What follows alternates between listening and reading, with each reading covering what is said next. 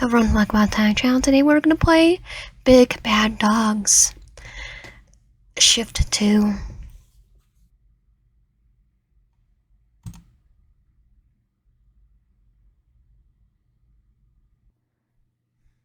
So onward to Shift 2. End of the Shift 1, which was last time. Click to continue.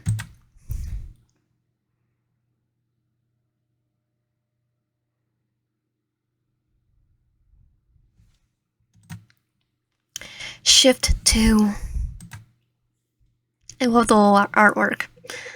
You hear I like how it looks like it's graffiti. You hear a slow drip. Then another. Something cold and red is running down the walls of your memory. I don't like the sound of that. October 2009.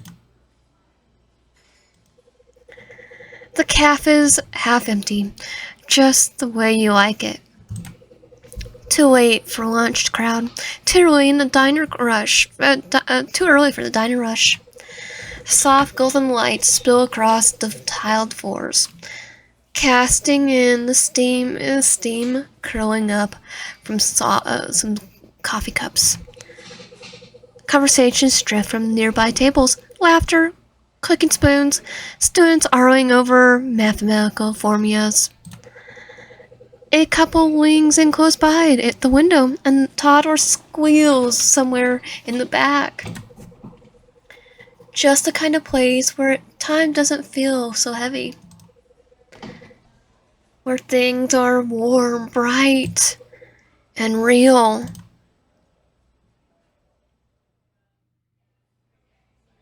Who are you? Amelia. Wait, that's our neighbor. Amelia sits across from me, legs crossed, phone face down, perfect nail polish, and red hair that looks like it belongs in a fashion ad. She's going through the drink menu like it personally offended her, 'cause it did. Why do cats always name things like this? God, look at these names. Naked sunlight. Naked sunset. Choke me gently. Okay, we need to go to this caf. That sounds like a fun caf. Are we ordering drinks or writing smut? I raise an eyebrow, skimming at the menu. There's one called Sinner's Milk. What even is that? Whatever it is, it's probably disgusting. Let's go to a regular coffee shop then. I laugh. You totally ordered it. Oh, you would totally order it though. Please, Angel. I have standards. I'm more of a heartbreak, martini girl. Something bitter with a tiny umbrella. She winks at me before the waitress swings by, notepad at the ready. What can I get you today, ladies?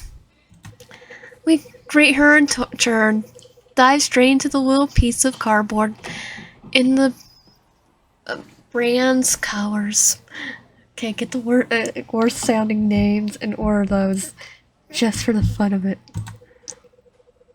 After some hesitations that nearly scared the waitress away, Amelia finally settled on the most basic thing the girl could order. A cold coffee. What's a cold coffee's name? She raised a brow at me like your move. The menu's long for a small calf. Everything feels too sweet or too much. I take the sweet. I hesitate. Amelia waits. Her lips already half curled. Ready for whatever I say. Blueberry milkshake, hot chocolate, or something else. Something else. I don't even look at the menu anymore. Do you serve? Do you serve? No, we're not going to. We're not going for that. Blueberry milkshake. I'll take whatever milk. I'll take a blueberry milkshake, please. I say, handing the menu back with a little smile. The waitress nods and smiles back at me. Good choice. I'll make sure it's extra thick, she says, scribbling it down before stepping away. As soon as she's out of earshot, I feel Amelia's eyes on me. I turn my head just enough to catch her smirking in her hand. Blueberry milkshake, she says, savoring the words like she's tasting the milkshake itself. Cute and sweet. I raise a brow. Is there a problem? No. There is. ... It's just such a texture drink. Whipped cream, syrup, the whole mouthful fantasy. Weird guys, your milkshake and immediately picture a certain thing. All my milkshakes bring all the guys to the yard. That's what they're thinking. I let out a laugh. It makes no sense. But Amelia was never a person who took everything seriously. That says more about them than it does about me. She winks in slightly, her blue eyes glittering with unhealthy grum. Maybe you're just like knowing that. What the heck is she talking about? The soft texture, the soft interior, but secretly you have love getting dirty. No, I just didn't want to go over whiskey. I take a beat, keeping my voice steady. It's just a milkshake, Amelia. She winks at me. It is. Yes, it is. Amelia, get your head out of the gutter. We settle back in the silence for a second, the world roaring around us. So how was it? I snort. Honestly, not as terrible as it sounds. That's the first. I mean, whatever. It's a minimum wage, but night shifts pay extra, so kind of worth it. I need the money. She leans back and stretches like she owns the place. Any hot coworkers? I knew she was going to ask something like that. Well, he is kind of hot, but I go for the biker. I stare at her. Why is that your first question? Because I'm bored and need to live for you. Now answer. Well, there is a coworker I met. She raises a brow, her long nails tapping her skin, as if to say, tell me more. Go on. I pause, kind of useless, honestly. Just lingers on the counter, talks, and flirts with the customers, then disappears when it's time to clean anything. She grunts immediately. I hate men like that. I laugh. I figured you would. No, like seriously. I have 5 of them at my job. Always standing around like they're God's given right to never sweep. But the moment the girl takes a break, suddenly it's a problem. Like, shut the heck up, Lawson. You literally spent 20 minutes taking about your protein powder. I laugh louder. Lawson? Boring. There's something magnetic about Amelia when she looks like this. Something a little terrifying, but honestly, in a way, most people don't. Most people aren't. Amelia, oh my god. I hate them, she says, dead serious now. I hate how society lets them just exist, but be average as heck, and still get praise for breathing. Well, I'm gonna say not all guys are like that. No, I can't let her say that. Don't be like that. Some of them suck, but there's not all bad. She exhales like it's physically pains her. Yeah, okay, some of them are terrible, but the ratio is disappointing. I laugh, kind of. But of course she's not done. They're not all bad, she repeats. That's how it starts. Next thing you know, you're defending your boyfriend for ghosting you because he's just going through stuff. I mean, to be fair, Yandere protected me, so last shift, part of the game. So last day in the game. Technically this is pre shift 1 flashback, but I can't help but laugh. It honestly sounds like a true story. I'm not saying that I say, well, throwing my hands in the air. I'm just saying some people are raised different. She looks at me with pity and a little bit of concern. It's kind of true. You are lucky you're cute. Why? Because I'll bully you if I didn't like you. I groan. She tosses her crumpled napkin, landing it right on my forehead as she laughs. With how picky you are, I wonder what to do when you look for. I wonder what you do, even look for in a man. I look away. I still laughing while she says it. To be fair, I mother. My coworker's not the worst. Like, he's annoying, but in that dumb way where you almost laugh, even though you're mad. Sometimes I can't tell if I want to strangle him or not. That sounds familiar. She says quietly. Boys. She hears me chuckle. Her voice softens right away. You seem good there. Like it suits you. Yeah, I meant kind of like it. Good. Enjoy it while you can. Night shifts can just do something to your brain eventually. We keep talking. Right when she says the scene borders nothing about everything. Her voice is full of life. Her eyes are clear. There's rhythm to her, like a song that you played 100 times but still can't dance to. Can't help but dancing to. It was easy with Malia.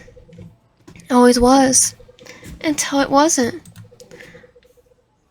But that part hadn't happened yet.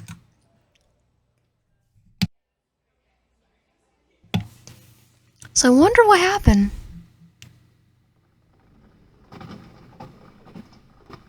Rain. Oh, it was just rain.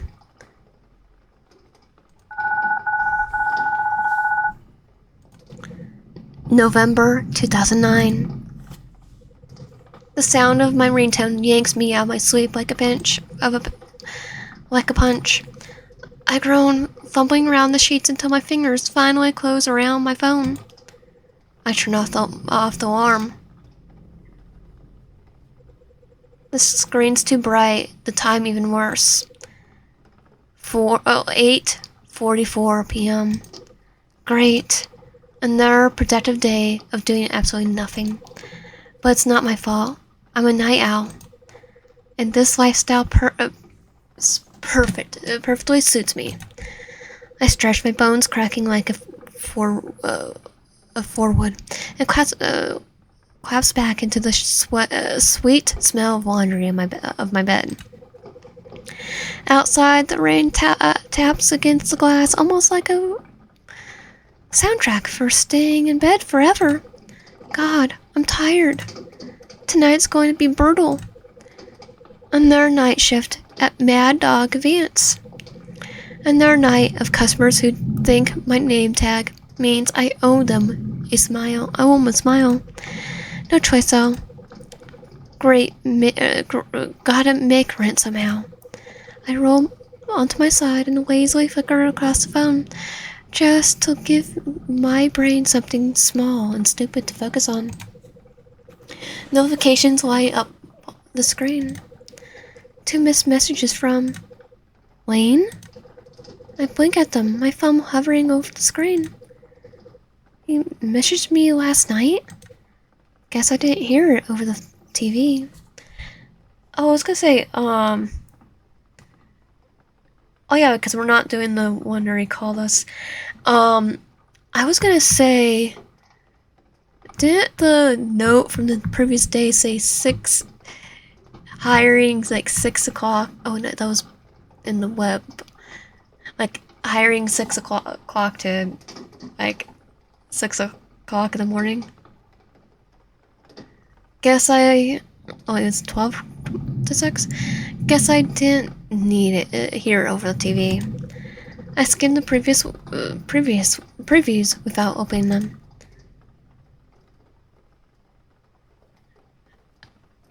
Lane? I don't think you know what that one means. Unlock for me. Unlock for more. I let out a quiet snort. Classic Lane. I could reply. Or I could pretend I never saw it.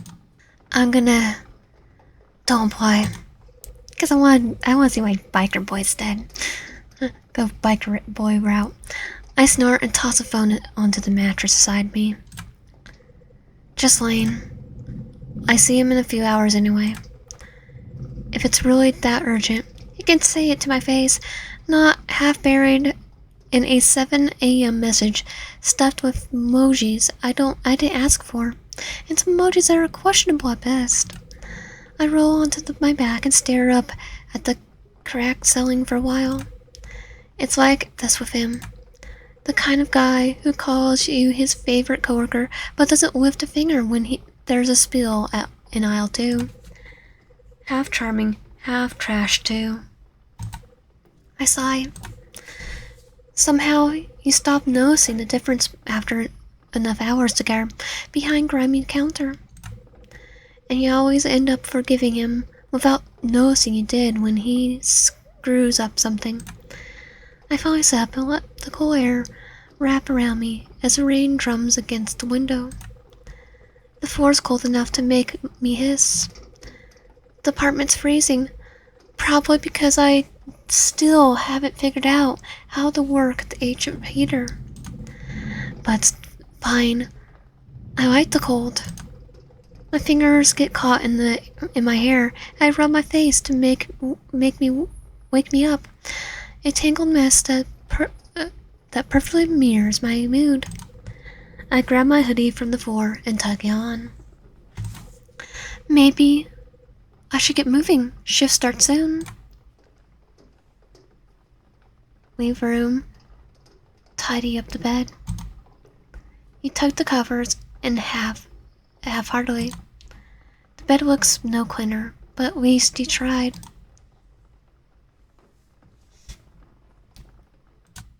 Leave room. Go to living room. Enter your room. Okay, go to living room. Some forgotten clothes. They were a gift to yourself when you got the job. Something new for a fresh start. But the right occasion never came. They hung there ever since untouched. Go to the kitchen. Return to the front door. Go to the kitchen. Your name tag. Post-it note. Mad Dog said they need someone for night shifts. Told them you're reliable. If there's a number, don't forget. It's about the sink. Sink's overflowing with dirty dishes. You lost track of how many days it's been like this. It's a constant reminder that you really should clean up, but not today. Maybe tomorrow. Weren't we like that yesterday? Your name tag. Your name tag sits on the edge of your counter, right where you always leave it. Somehow, after just a month on the job, the name tag already looks like it's survived a war zone, because it has. The plastic's scratched and chip bent, and you're starting to wonder if it's a warning sign. You grab it and shove it in your pocket. Can't show up to work without your tiny plastic badge of honor. Open the drawer. Knife. Unused chopsticks. From the sushi place you used to go after work. He always said you'd go back, but I never did. Forgotten cookie. Mad dogs bark at night. Are you listening?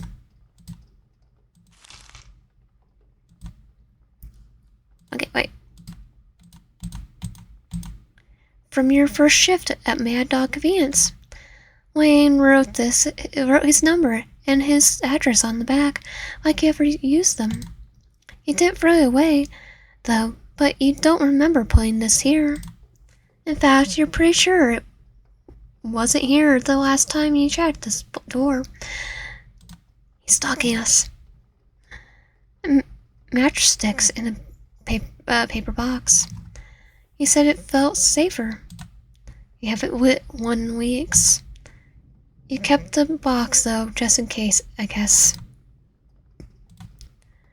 This drawer always been its home.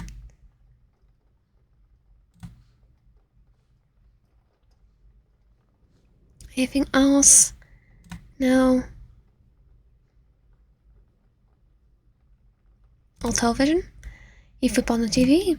Stack buzzes loud for a second before the weather warning cuts in. There is an emergency weather alert for the National Weather Service. Severe thunderstorms are expected to hit the area tonight.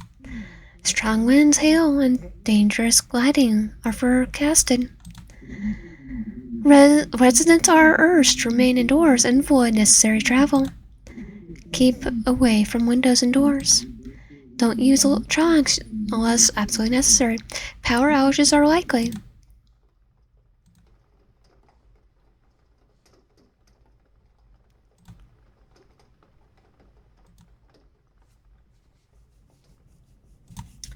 There has to be something else I need to do.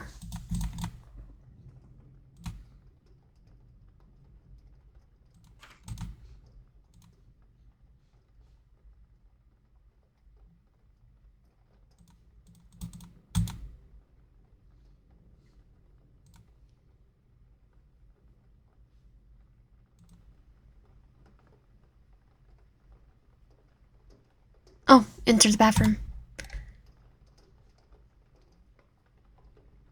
Dried out boot stick. You used to wear this before work. Back when you thought appearances matter behind convenience store counter. Open the cabinet. You open the cabinet. A sour mix of mandu and cheap arsel hits you in the face. A crusty tube of toothpaste stumps next to the cracked comb. Nothing here feels particularly clean or useful. Look in the mirror. You met your own eyes in the mirror. You smile at yourself. It feels like trying to warm your hands on a dead flame. You slip into the shower. Close the glass and door behind you. The water takes a moment to warm up and rattle through the old pipes like bones shaking.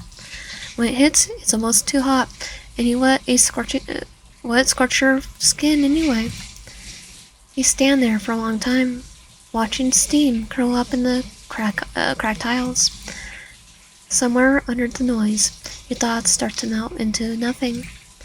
You finish showering and put on your work clothes. You really need a shower. Go back. Okay, go to work. I was saying that we already walked around the house. We go to work. Continue the story. 9:24 p.m. Okay, it's not that late yet, but close enough that my heart's already going, doing that annoying little panic flutter. I slip on my sneakers by the door, my hoodie already zipped up. My work shirt is wrinkled, but it'll pass. Getting dressed at home is just easier. One less thing to deal with under the buzz of the stockroom light. I mean, we don't even have a break room. The guys just change and leave, no questions. For me, it's balancing act. Don't look too darn up. Don't look too done up or too sloppy. It's like they're all waiting for me to mess up. The night sky, the sky outside is already tinted with that dull indigo gray. Not quite white, but getting there. Not quite night, but getting there. The rain still going strong. 9:30 be night though. One foot on the door and I freeze instantly. Crap! I forgot the umbrella. I complain, not even daring to step out of the little shelter. But it's too late to turn back now, and I can't risk being late. I pull my hoodie over my head and start walking as fast as I can, trying to dodge the worst of it. Useless. The rain always wins. My shoes are already soaked, and I can feel the cold creeping up my legs, turning my skin into ice. Geez. Well, at least it's not Monday. That's something, right? Because Mondays are cursed. Everything else has gone straight to heck. Actually, I could say it now. Thank you, YouTube. Everything else has gone straight to hell. But at least the calendar is doing me one small favor. Gotta cling to those small victories, I guess. I take another step forward. But at the same time, the sound of the car spinning by throws a wave of water up to me. Uh-oh. Couldn't even get that small victory to last, could I? It's not even midnight yet, but it feels later. I cut through the cracked parking lot near Mad Dog Convenience, stepping over the flattered remains of what used to be a soda can, or maybe a rat. Hard to tell around here. Everything looks the same. It's raining. And dark. The front neon sign buzzes over my head, trying its best to flicker out, one letter at a time. Right now it says, Ma Dog. The only good news is that no customers seem to be in front of the store. The rain will probably mean less work for me. Employees only. Customers please use front door. I nudged the employees only door with my shoulder, keeping it open without one of its usual tantrums. The door has always welcomed more wet hobos than actual staff, thanks to Ronnie Joe's genius idea of having one physical key and zero budget for a card system. He claims it saves money. I get the key for the week, Wayne gets it next, so on, and so on. And this week, the sacred key belongs to Lane. Which means I'm at the mercy of his punctuality, hoping his charming, passive-aggressive ass shows up on time so I don't end up soaked in the alleyway rainwater, laying like a stray dog. I push harder, fully prepared to stand there in the rain and wait for him. And again, nothing. Not even a click. It doesn't budge. Wayne's late. No surprise there. He's probably on his way, which in Wayne's term means he's just remembered he had a shift tonight. I press my hand and my palm against the surface and push away again. Could have just took the key and gone to like a hardware store and got a duplicate. I give the door another shove, just for the principle of it, but it's still locked. That's what I would have done anyway. Crap, I mumble. I'm still gonna do it. Crap, I mumble. Resting my forehead against the door. Rain slides down my hair, clings to my neck, and soaks through my hoodie. I'm so freaking miserable. I decide to give up and take my phone out of my pocket. The rain messes up with the touchscreen, but I still manage to scroll through my contacts anyway. My fingers are freezing. The screen jumps around every time the drop hits it. I squint at the names. Should I call Lane? Or Ronnie? Joe? One's unreadable. One's unreliable. Well, slightly less unreliable. Let's call Ronnie Joe. The choice is of safety, no doubt. He's not perfect, but he's still the adult in the room, kinda. At least he answers his phone usually. And unlike Lane, he actually remembers we exist when the rating drops. I hit call, but it's an instant click. Hello, this is Ryan Joe. If the store's store related, leave your name or your problem, and whoever Lane caused it. If this is about schedules, check the calendar first. If this is Abby, well, I'm beep. The line dies. I pull the phone away and glance at the no service at the corner of the screen. You got to be kidding me. The rain is coming down harder now, pushing water into my socks. No signal, and no one I can call. Fine. I tuck the phone back into my pocket and step back to look around. The parking lot's empty except for the garbage rolling in like a gust of wind. There's absolutely no one there.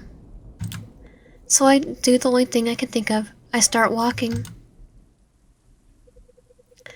Around the sides of the building, hugging the walls, one hand raised to shield my face from the rain. There's a small delivery door around the back. I never seen it open from the outside, but I'll try anyway. Locked. Obviously. I hit it once to the side of my fist. More out of frustration than anything. Then kept moving. Maybe the universe's way of telling me to quit this job. But quitting does not pay rent.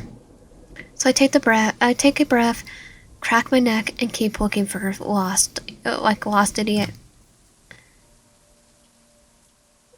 Why isn't anyone there anyway? It's a 24-hour convenience store. I finally arrive in the front of the store, where the automatic doors are also locked. I'm done. I'm actually done. All this because Lane couldn't be bothered to show up on time again. I mutter my breath, my hands shoved into my pockets, and kick a piece of trash out of my way. I'm not even thinking about where I'm going now. Just trying to get warm, trying to not yell. Good thing the storm will probably drown out my screams. I keep wandering past the store, just looking for somewhere to get out of the rain. But I hit something. Or someone. I'm sorry, sir. I didn't mean. I stumbled back, my hands flying up instinctively. Oh, it's our motorcyclist. The guy stumbles too, like I electrocuted him. He actually flinches away, taking 2 quick steps back and landing in this weird pose, like he's been caught doing something he wasn't supposed to.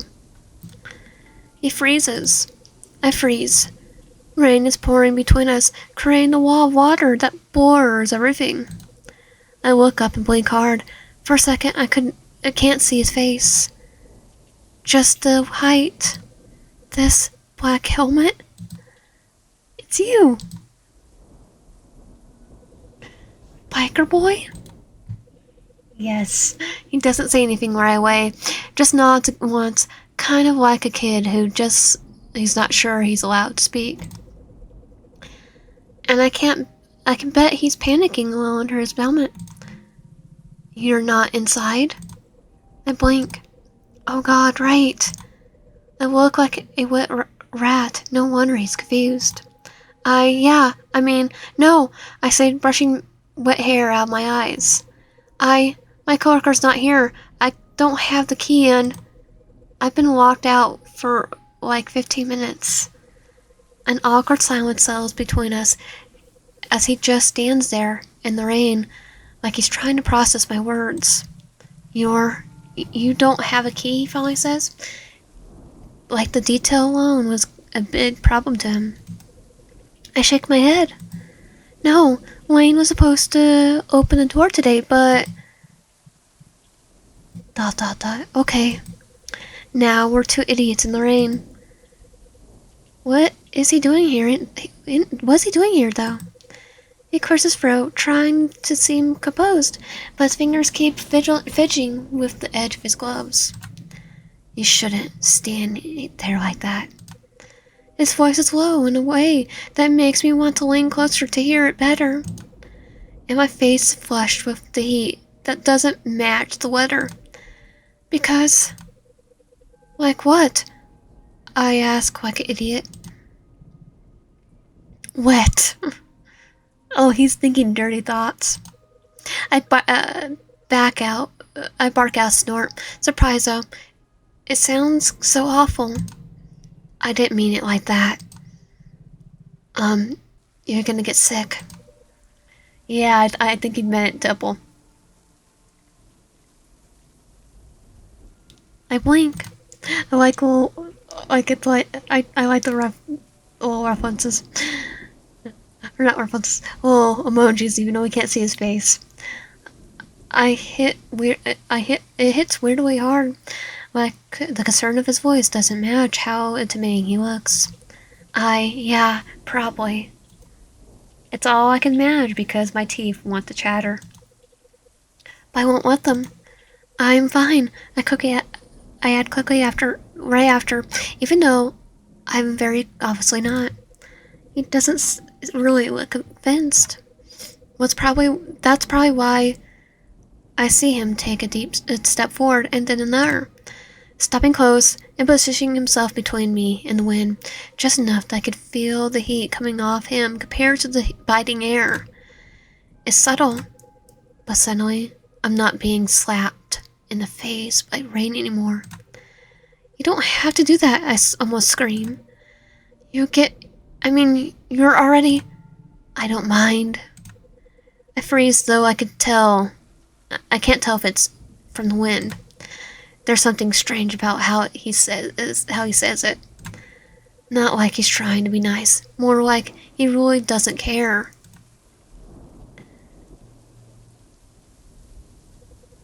We stand there for a while, not really saying anything. I don't know what the heck I'm supposed to say to a stranger in a black helmet. Stranger. That's when I suddenly realize how close he is.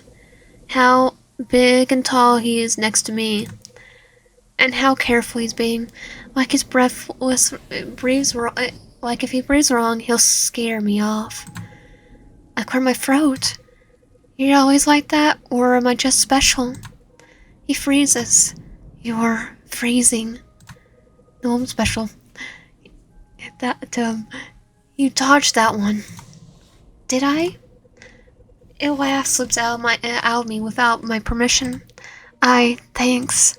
He doesn't respond, just shifts his weight as if to say, you don't have to thank me. Another gust of wind hits, and I instinctively shift closer, hugging my arms tight against my chest. I sigh and glance down the hallway where the staff room is. Still locked. And still no sign of Lane. God, he's so late, I mutter, mostly to myself. Look, I think there's a little shelter around the corner. Not much, but I jerk my thumb towards the side of the building. Let's not wait for Lane under the rain, alright? He nods once. It's almost like he's not just agreeing with what I say, but with the idea of following me. Oh, we could tell. I'm. He's definitely just follows us. He stalks us after all. I mean, you don't have to, I add, trying not to sound weird about it.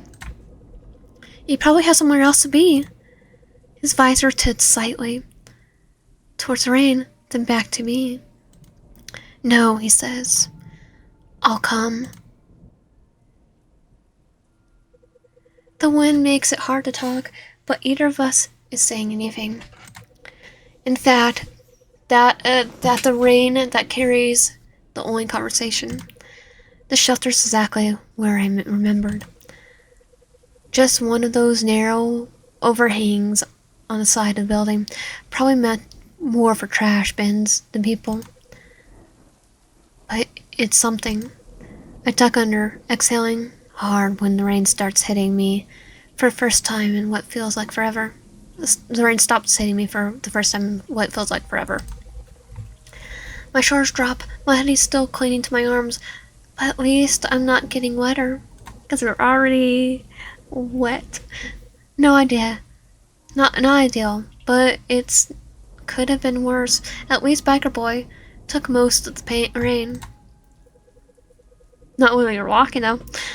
He stops just a few steps away, standing right at the edge of the shelter, close enough that I could still hear his breathing through the helmet. But he stays outside it, letting the rain hit him like it's nothing. His head is low, maybe looking at his feet is safer than looking at me. I glance over to him, then down at the little bit of space next to him. It's tight. No way anyone as tall as him could fit in here. So I kind of get why he doesn't. I really do. But still, not fair though. There's something weird about being the dry one. I tug a wet strand of hair behind my ear. You know you don't have to stand here, right? He doesn't answer. For a second, I think maybe he doesn't hear me, but I know he did. Is he waiting for permission? Or is he just too shy? Or both? I'm starting to get used to not seeing his face, which is somehow worse. Because I can't read him. I got a volume inside the shelter.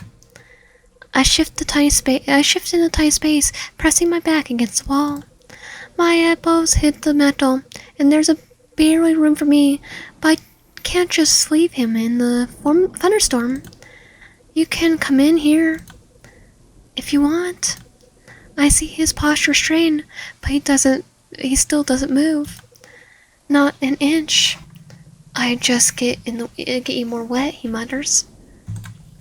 You could barely fit in there.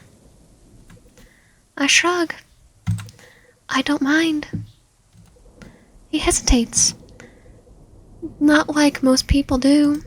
No, that kind of hesitation would almost be too normal for him. He looks like he's calculating the angles, the closeness, and even the physics of this. And more than that, he's trying not to panic about the idea of being that close to me. He scratches the back of his neck, accidentally splashing water across his shoulder. I'm way too tall. I'll block the whole thing. But thanks. Oh, okay. I should brought an umbrella. I mumble.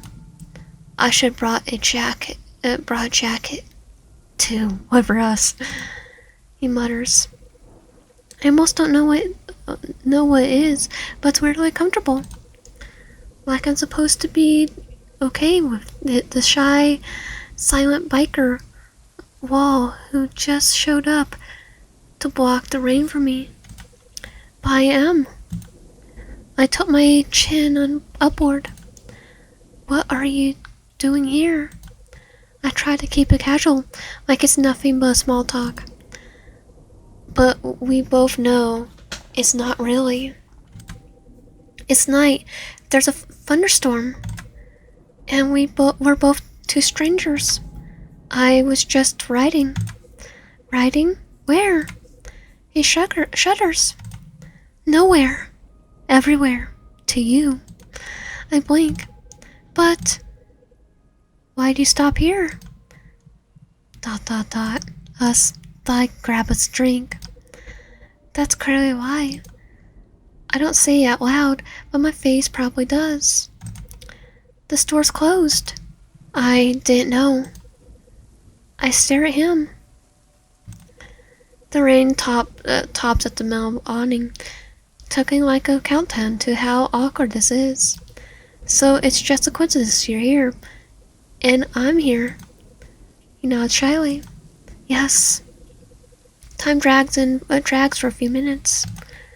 The rain it's not any better. Actually, I think it's worse now.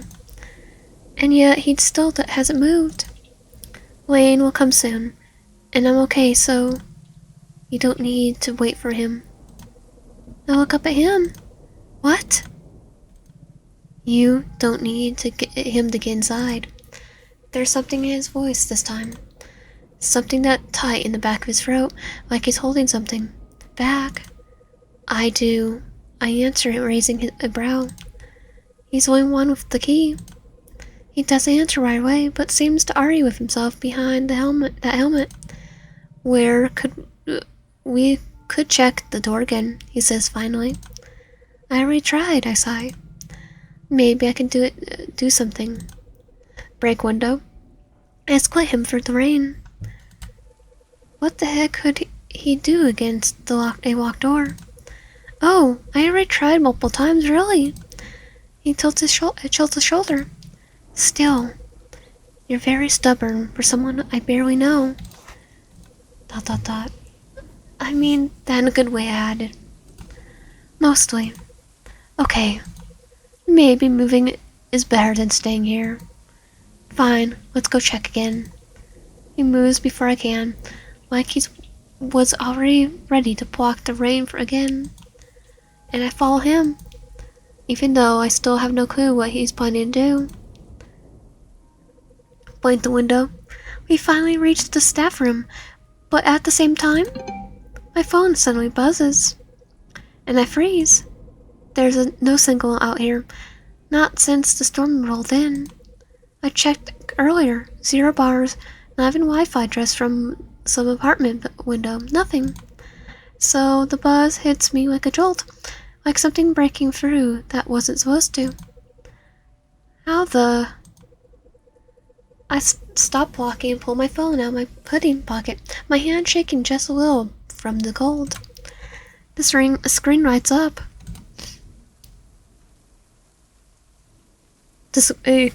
Doesn't thumbs up. I sigh. Oh, one frickin' thumbs up emoji. God, even Wayne might have done better.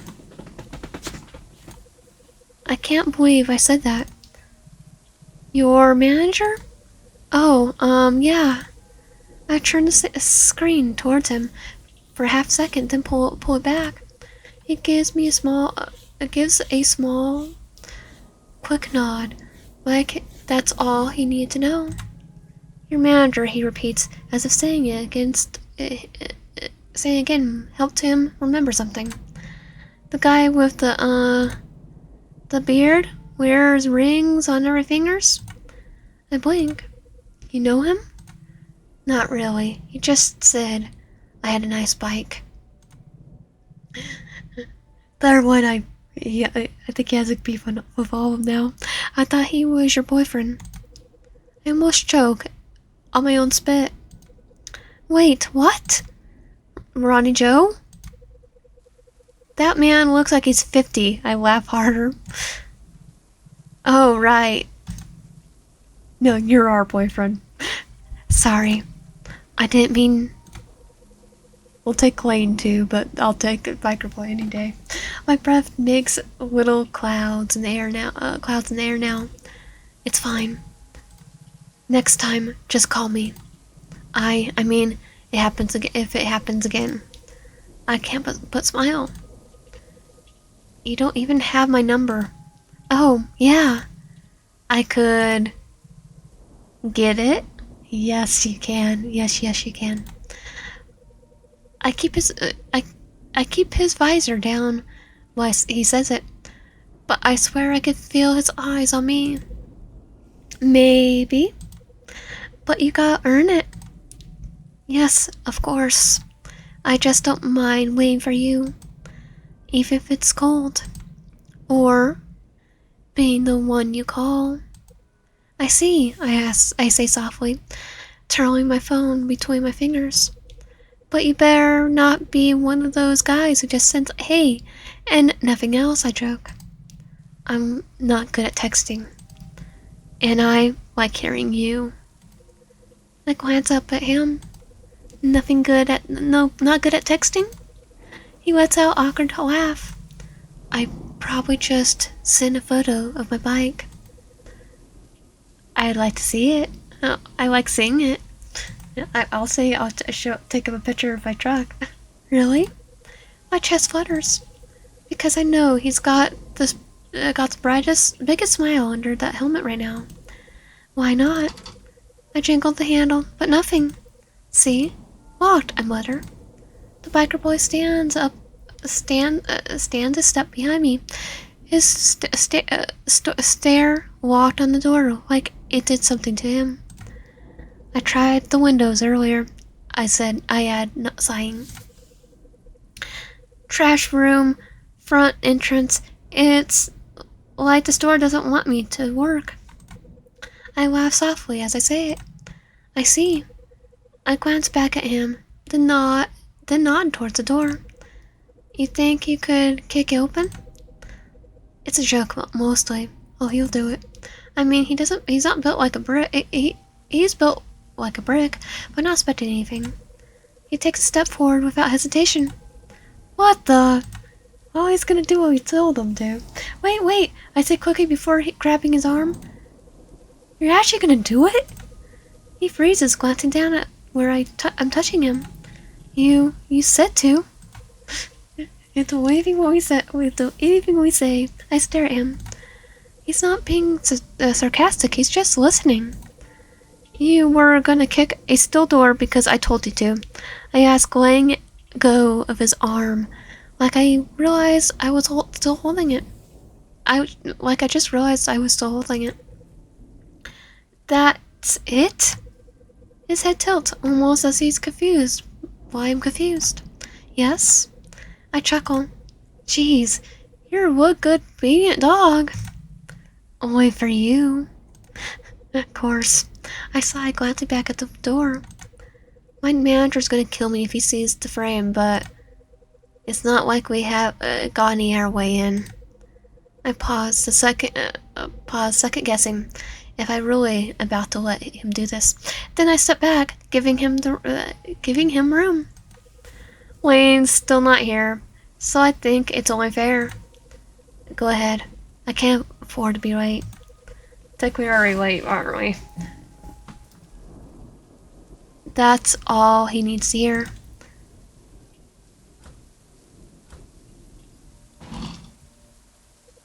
Wow! I blink at the sudden silence. You're officially the strongest guy I know. He shyly steps back in the ring to let me pass. I am? The nervous way his fingers fidget is honestly kind of adorable. I just give him a compliment. And this poor awkward man has no idea what to do with it. I mean it. It's not a huge accomplishment considering considering the competition is mostly plain, but still. He doesn't say anything. Oh, he's the strongest person we know because he just kicked over a door. But I can tell. He's smiling under the helmet. I step inside, holding the door open with my hip. You should wait in here until the storm chills out. The flicker of rainwater rolls off his back helmet and lands by my shoe. I'll drip everywhere, he answers, and points to broken lock on the steel door. And I broke that. The floor is already a mess, I shrug. It's fine, really. I mean it. The door was already a piece of junk. I offer him a soft smile. Raijo will just blame Lane anyway. He gives me a shy nod, but his visor doesn't move from the crooked Poisoni sign. I'm not allowed. Geez, this guy's really stubborn. I glance at the door again. You don't really seem like someone who sticks to the rules.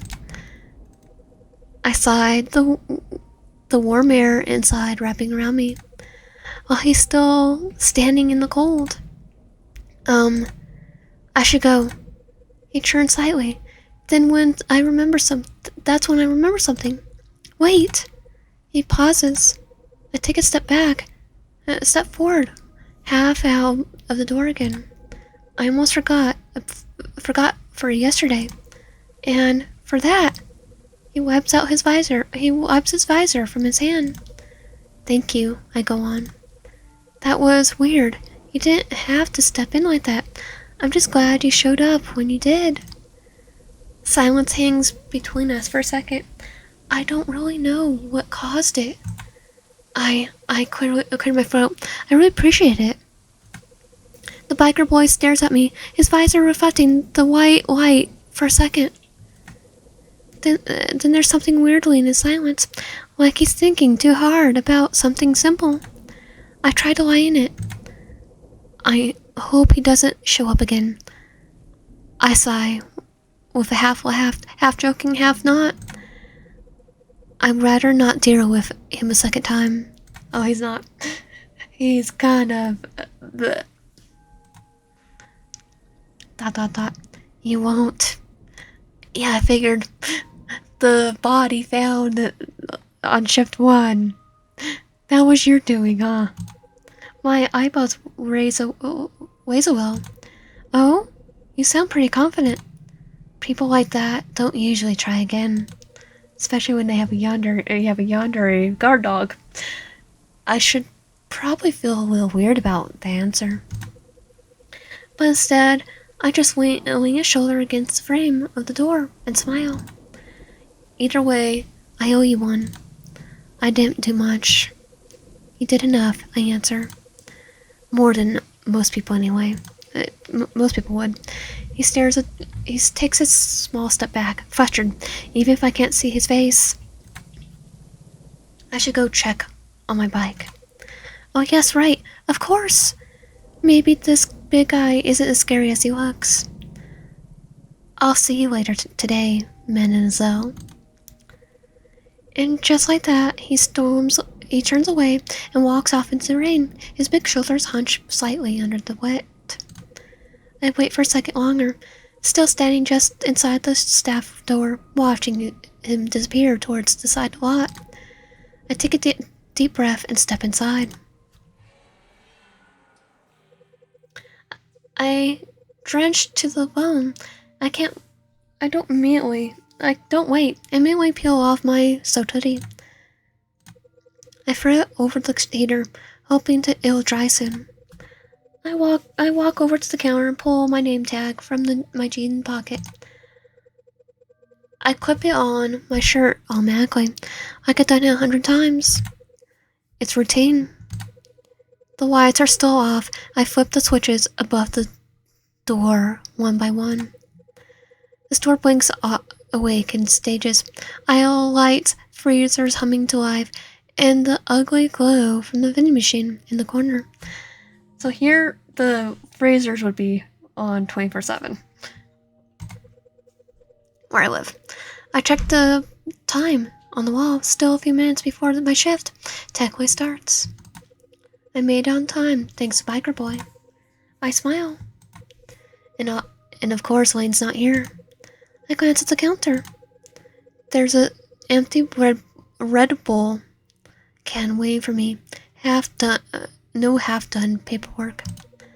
Just me, the lone employee who actually shows up. I duck behind the register and boot up the system. Wiping down the scanner, double check if there's a stock on the cigarettes, or stock on cigarettes and lighters. It's like muscle memory now, and I'm kind of like it. I hear something. Was that the automatic doors? Is there already a customer? You, evening sunshine, Wayne says, shake his hair out a little, like a wet dog. Wayne? He steps in like he owns the place, his hands shoved into his pockets. You're already here? He looks surprised, but not in a way you're so responsible kind of way. Well, you're so responsible kind of way. More like he was expecting to see me at all. I lean on my elbow against the counter. Yeah, started a bit early. He kicks water off his boots and walks closer. Why do you come in through the front door, though? You're not supposed to. I didn't, I say, cutting him off gently. I used the staff door. Wayne pauses, raising his pierced eyebrow just a little. I didn't see you there. I was heading to the back. Figured you'd be waiting by the staff door, just like last time.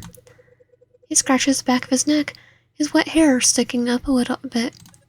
Kind of figured I'll have to let you in, but it was weird when I didn't see you, so I came around the front instead. He grabs the Red Bull from the freezer like he's already paid for it, still looking at me like something doesn't add up. So, how'd you get in without a key? Let's tell the truth. To see what happens. Say what happened, truth. I hesitate for a second, but I don't want to lie. Not about this. I didn't just appear out of nowhere. If that's what you're thinking, I answer, adjusting my name tag again. The biker from yesterday, he helped me. Wayne stares at me like I said something insane. What? He was there. I didn't have a key, so I gestured loosely towards the back of the store. He opens the staff door for me. His smile doesn't drop right away. It just kind of stiffens. Oh, he's mad. Like it's holding onto his face too long. Oh, he says too casually, opening the can. That guy. I nod. Yeah, I mean, I don't think he meant to show up. He looked just as surprised as me. But he helped me, so... He hums something low in his throat, then moves behind the counter like usual. Like I didn't just tell him I was alone in a dark room with a man no one knows much about. He takes a sip, then grabs a rag from under the counter and wipes up some water from the surface. You let that guy touch staff door. The rag squeaks faintly on the counter. Geez, since when was it a big deal to him? I didn't let him, he just helped, that's it. Technically did help, but Wayne keeps his eyes on me while he wipes the counter, even though there's nothing left to clean. Then lets out a dry little laugh. And you just okay with that? I can feel the jealousy, but it feels like more than that. I would have been locked out alone for hours, I replied, trying not to sound defensive. He was just being nice. Nice. Silence falls between both of us, heavy enough of the faint fizz in his drink feels loud. I blink. He even helped me with that creep. He'd never done anything weird. Yet. Yeah. But you're acting weird too, Lane. To be fair. There's no bite in his tone. That's what makes it worse. I don't say anything.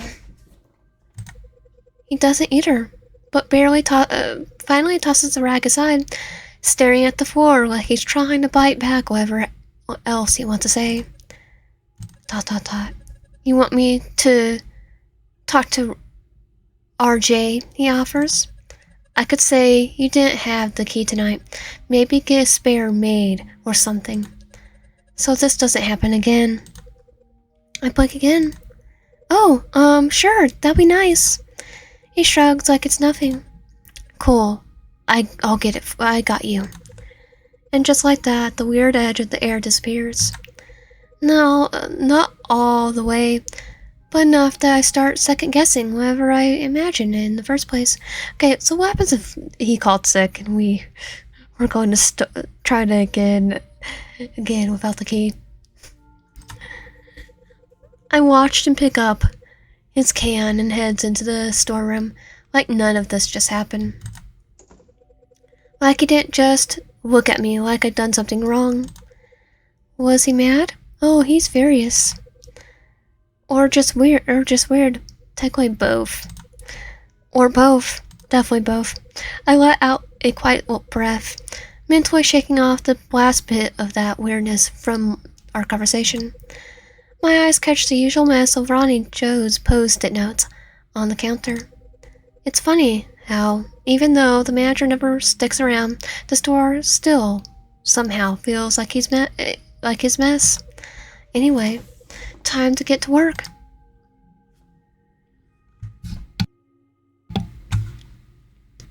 Go to aisle 1. Talk to customer. You ask her if she needs any help finding anything. She looks up from her basket, eyes tired but kind. Yeah, actually, do you know where the chocolate display is? My daughter's having a night meltdown. Apparently, dark chocolate is the only thing that keeps her alive today. You say that you don't remember, but you going to check. She looks around and gives you a smile. I'll manage. At least you tried. You're not like that young boy from earlier. He just pointed and said, I don't know. Cold coffee, not for dread. The light bulb's faded. Did you eat anything today? Of course not. You never do. When you're spiraling. Go to the store entrance. Go back. Fridges. Near the fridge, you find a sticker of the female cartoon character in the bikini. Someone drew her horns and fangs on her, and her breasts are still intact.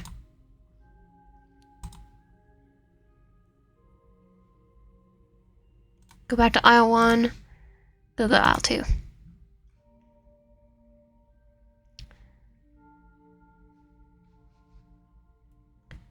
I'm gonna see. Okay, I'm just gonna read it. He stocked the shelf once. The guy asked if he knew from experience which one was the best. He told him the silent kind. Clean vomit. You don't clean it. You can't clean it for now. Okay, we cleaned the blood. At least. You can't clean it for for now. Why not? Ramen display. Advertisement. Chocolate display. Okay, let's do this. It's a dusty sign advertising Marlboro Crunch Extreme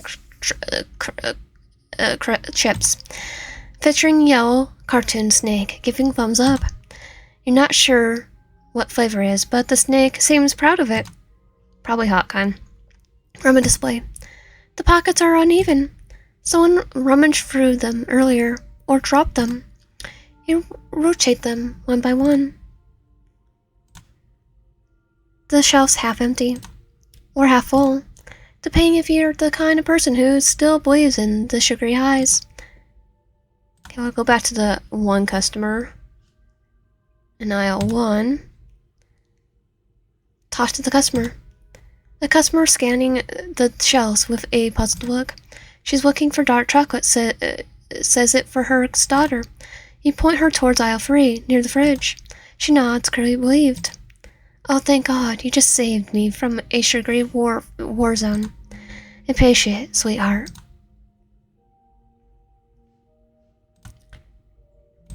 Okay, so she'll still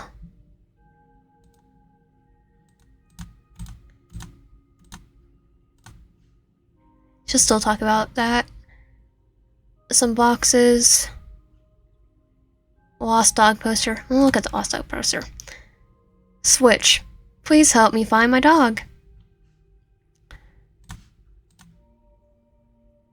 Check the vending machine. Okay, well, let's check. Let's check the boxes. A rack of forgotten snacks sit by the entrance. Chips, candy, and instant ramen noodles. Their packets fade and frayed. You can't help but wonder if they're gone rotten by now. Okay, check the vending machine. You hit the machine hoping it'd start working again, but you got no idea how to actually fix it. Maybe it's better to just come back another day and try again.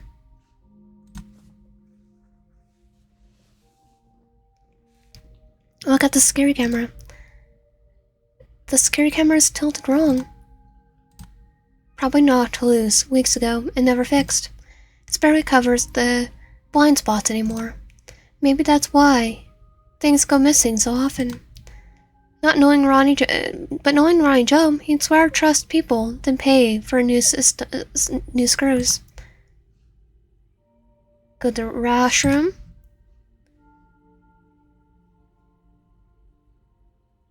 Clean the stains. You need the right supplies to clean this. Let's bat the wall.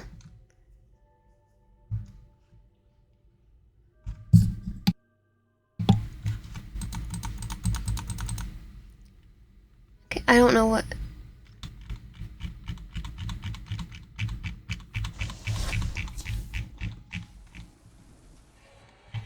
Oh, I'm going back.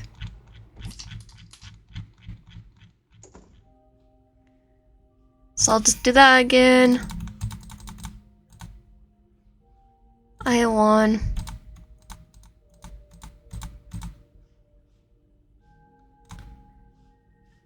Definitely not going touching the wall. Look at the mirror. You catch your reflection in the mirror. You smile. The glass cracked, slicing your face into pieces. It makes it look like someone else is smiling back. I need to find the supplies.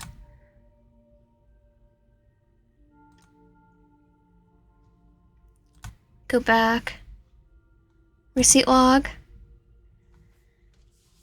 Okay, if it's not scanned, write it down. Add time, please. To-do list.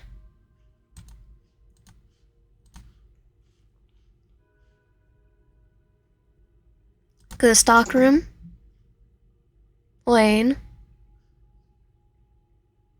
Stack of unopened boxes. The boxes are labeled, but the handwriting looks rushed. One has a missing can and got a tear, like someone's opened it and closed it fast. Staff complaint. Cringe poster. A motivation poster with a wolf howling at the moon. It reads, "Lead the pack," which is rich considering you're in the back of a convenience store. Okay, I'm gonna take cleaning supplies, bleach, broken mop handles, and another list of chores. He'll ignore, and you'll finish. Classic. You take the supplies without thinking too much. Staff complaint report. Mad Dog convenience store. Internally, suspicion. Think it's gonna be Elaine. Yeah, it's definitely going to be Elaine. Unsafe work conditions. The signs above the register have been leaking for 6 weeks, but now that it's not fixed, the mold smells like this in the stockroom. Is getting kind of bad. A few have taken breaks because of it. It's negligence. Some coworkers, one in particular, routinely leaves early or sleeps in the back. Okay, it's definitely not Lane, because that complaint is about Lane. Is it from us? No manager presence during the night shifts despite repeated issues. No security. Maybe listen to your staff?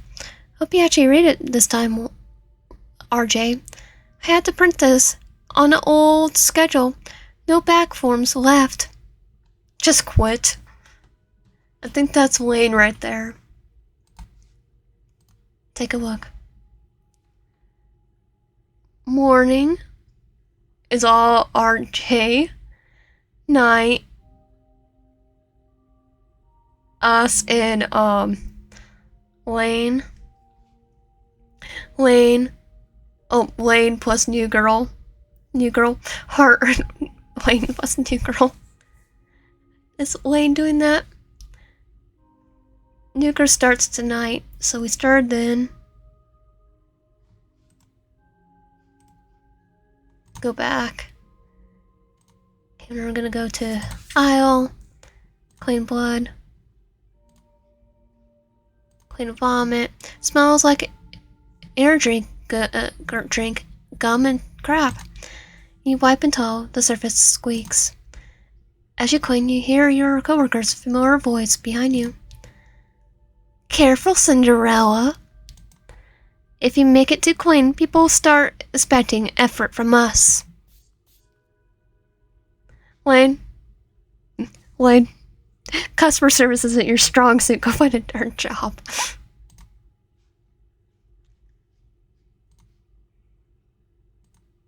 Ew, what is this?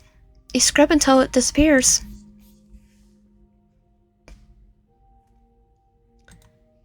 Okay, maybe. Okay, yeah, I can go back.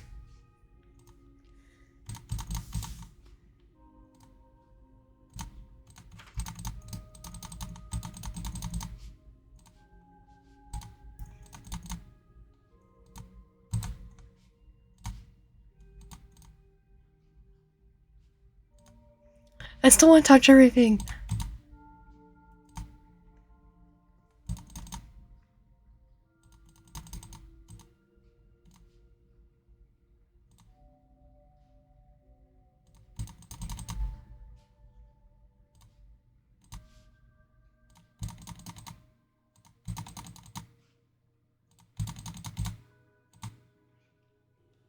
Go outside.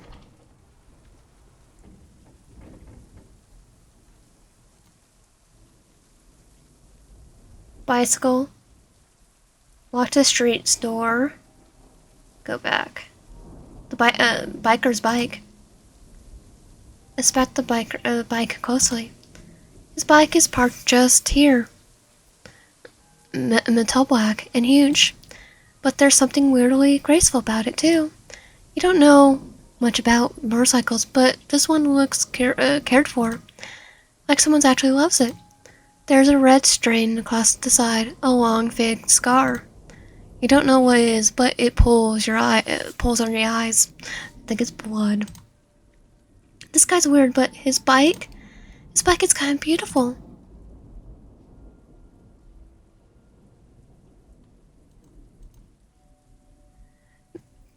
Bury her with me. If I die, bury her with me.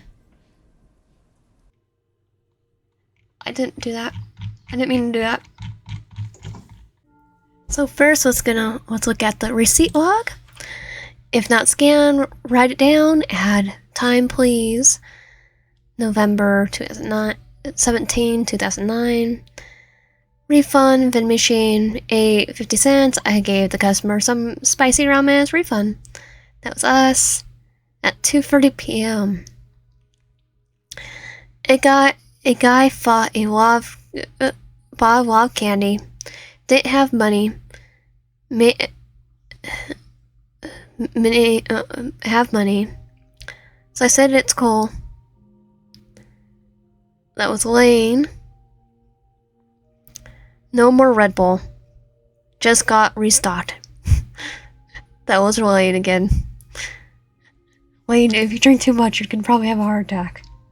Or a kidney stone. That's from experience. November 2018. Saw a motorcycle parked in the alleyway behind the store. He's been there all day. 4:58, coffee machine broke. Again, called repair guy. Night shift, 12 a.m. Lane left empty boxes in the aisles again. That was us. Okay, wait, that's actually close to my signature.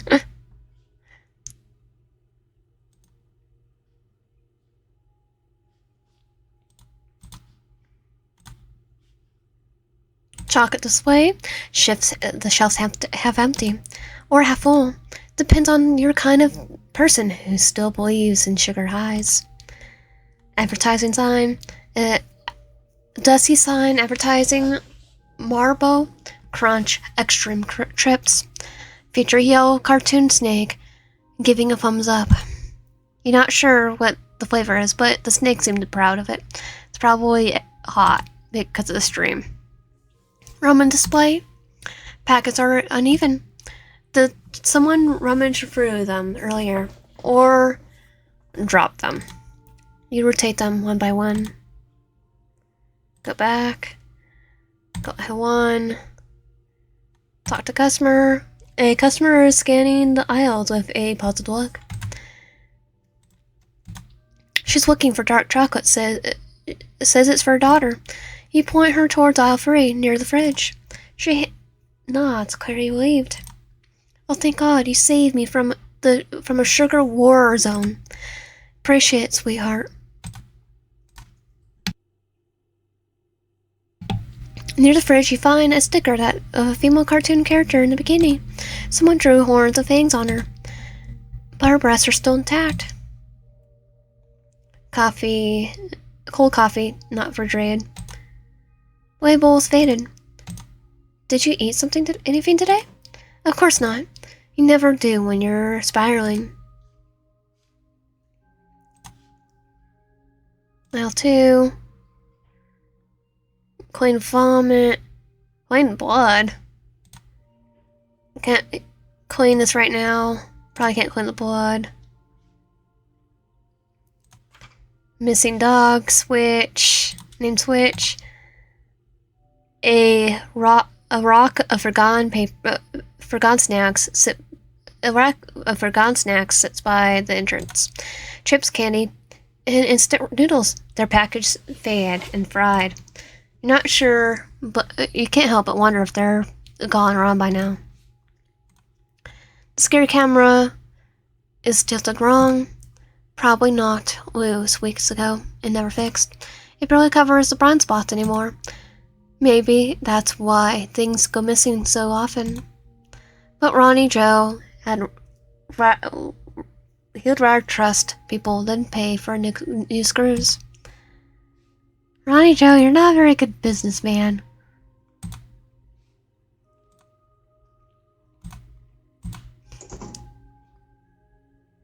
Staff complaint. Mad dog convenience. Unsafe work conditions. The mold. Some coworkers, one in particular, routinely leave early to sleep in the back. Leave early or sleep in the back. No manager presence during night shifts despite repeated issues. No security. Maybe listen to your staff? File note. You actually read it. I hope you actually read it this time, RJ. Had to print this one on old schedule. No blank forms left. Just quit. I have a feeling it's laying right here. That told him just quit.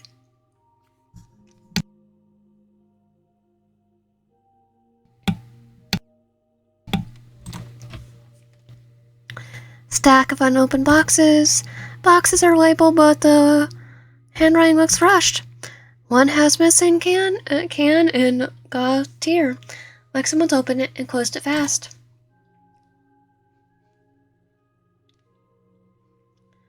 Cringe poster, a motivation poster with a wolf howling at the moon. It reads, "Lead the pack," which is rich considering you're in the back of the convenience store. Cleanse up eyes. Bleach, broken mop, handles, and another list of chores. You'll know her, and you'll finish. Classic. You take the supplies without looking too much. So we have to clean the store, plus washroom, restock aisles, the sec if you have time, empty trash bins.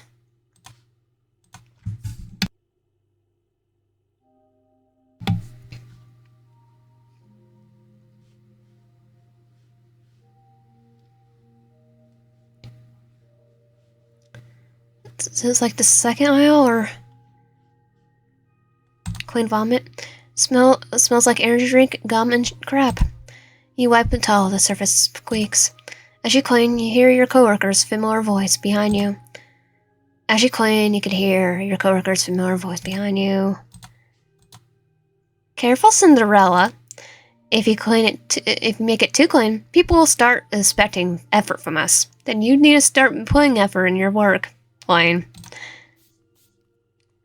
Clean blood. There's nothing to clean here.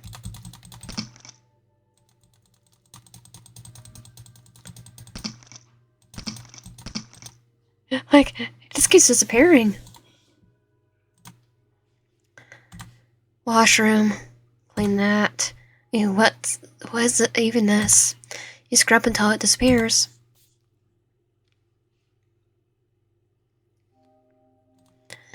You cut your fetch in the mirror, you smile, but the glass cracked, slicing your face into pieces. It makes it look like someone else is smiling back.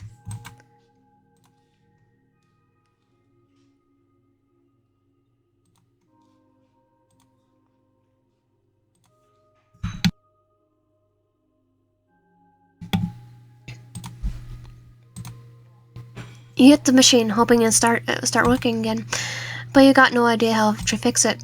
Maybe better just come back another day and try again.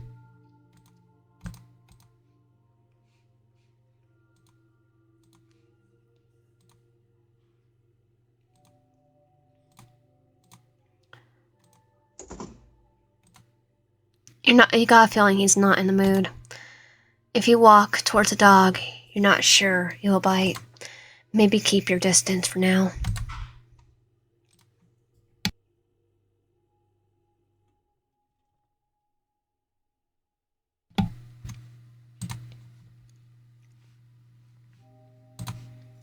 Okay, maybe go back and see.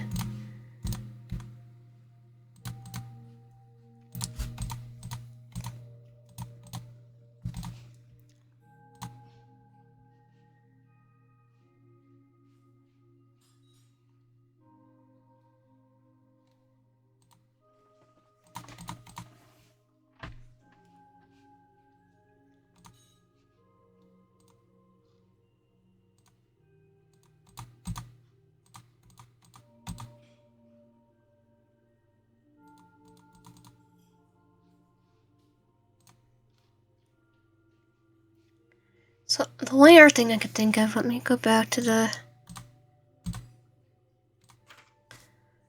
So we have to try to fix the vending machine, which we technically already did. Empty trash bins, so maybe go outside.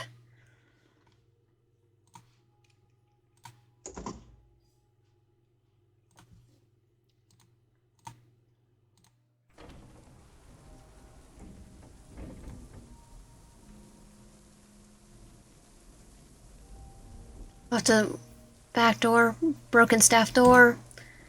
The guy with the helmet didn't give that much chance. Your manager's gonna blow a fuse, but maybe now he'll finally put in a real one. Honestly, that store might actually be the safer because of it.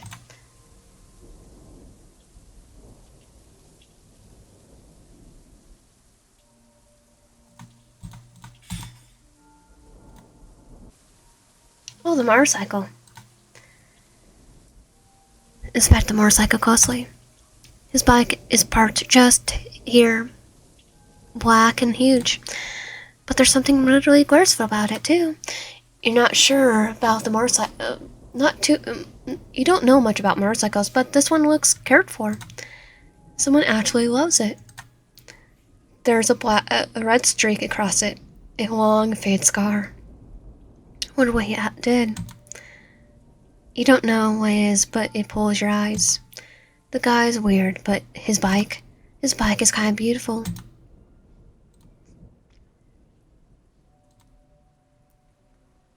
He's still there, though.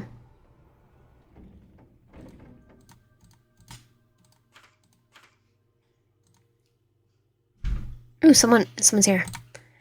A elderly man in a worn-down coat and mismatched shoes. He carries a plastic bag and wanders slowly through the entrance area. You catch him mumbling near the almanac doors and ask if he needs help finding something.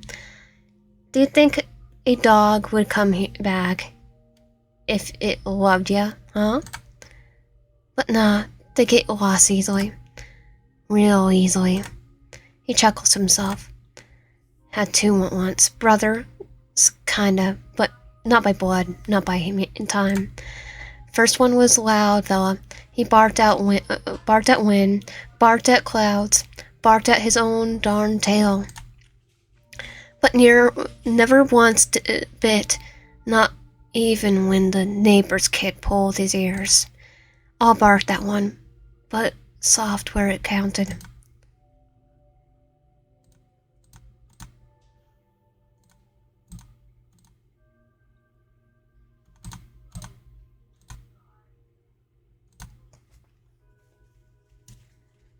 Finish task.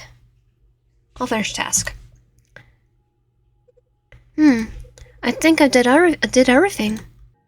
Well, we finished our task and we already checked everything. Finish your task. Continue the story.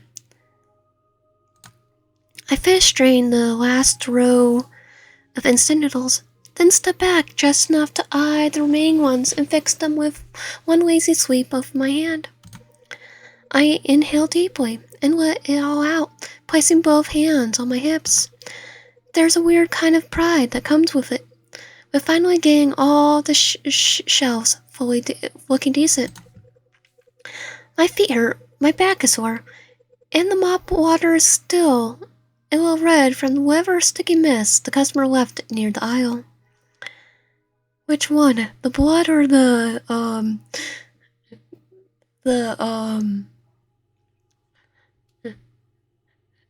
Red Bull? The Red Bull the energy drink, that might have been plain though. But I did what I could. Good enough.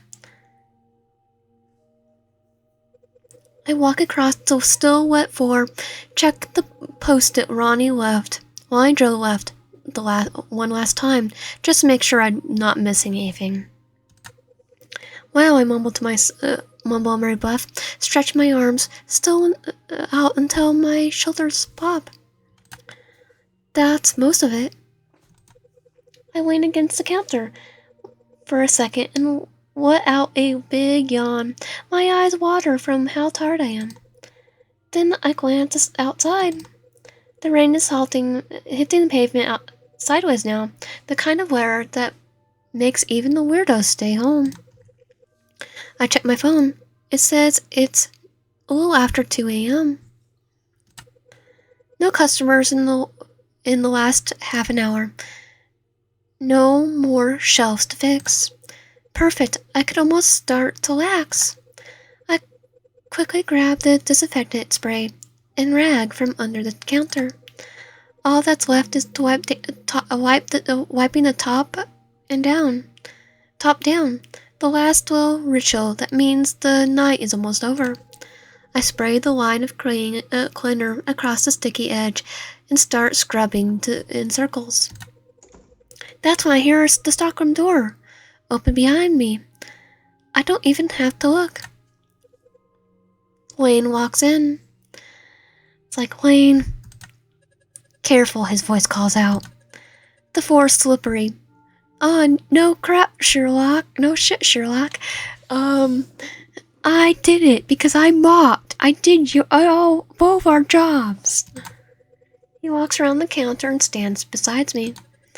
You're actually mopped? He says, eyebrows raised. Yeah, you said I was Cinderella. We could have done it right before closing, you know. Yep, someone could have slipped on the energy drink, though. Probably was you. I side-eye him, still cleaning the counter. Whatever do you mean by we? Hey, he nudges my elbow with his. I work smarter, not harder, and from what I could see, handles it perfectly. I snort. Right.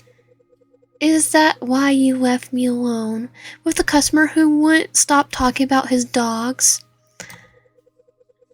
Oh, that guy? I was gonna say the lady with the chocolate too. He grabs his jaw with both hands like he can't believe it. You saw him too? Lane, that weirdo who's talking nonsense to me. So I had no choice but to lock myself in the storage room. What choice do I have? I got scared. Lane. Lane. Here I am. Talking to the guy. Perfectly fine. I think you'd be fine. I was that exaggerated sigh. And start organizing the receipt rolls. Lane leans on the counter, eyeing me like he's trying to read my mood. I would have helped, you know. Yeah, I could tell you were doing something because you were hidden in the storage room all day. If you were here, I remind him. He shrugs like, yeah, fair enough. It's easy to forget that under all the bravo, Lane can actually be decent company when he's not trying so hard. But honestly, I don't mind doing the work. Let's talking that way. Lane gasped, crunching his chest like I mortally wounded him. That's cold, even for you. I'm being nice. Not to you, but everyone else. This is you being nice. Yes. Well, you're not very nice either, so... I joltly number from on the form, keeping my tone light. You should see me on a bad day. I'd rather not. I'm too fragile. Sure are, Lane. You dish you out, but you can't take the heat. He stretches like he's been working for hours, tapping his heel against dramatically against the edge of the counter. You've been weird tonight, he says casually. I catch the flicker of the actual interest underneath. I'm just tired. You sure? You're actually a little more, he waves his hand vaguely. Annoyed with me. Of course, because I did all your work. I'm trying a new technique. It's called choosing peace. He lets out a soft laugh, grabbing a lighter from the display on the counter. Couldn't believe you're robbing me of my true joy in life. I roll my eyes and finally look at him fully. You live alone. You'll live, Lane. Our slow burn workplace romance. He says that as he flicks the lighter on and holds up the tiny flame like it's a bug. Dead in the water before it even had a chance.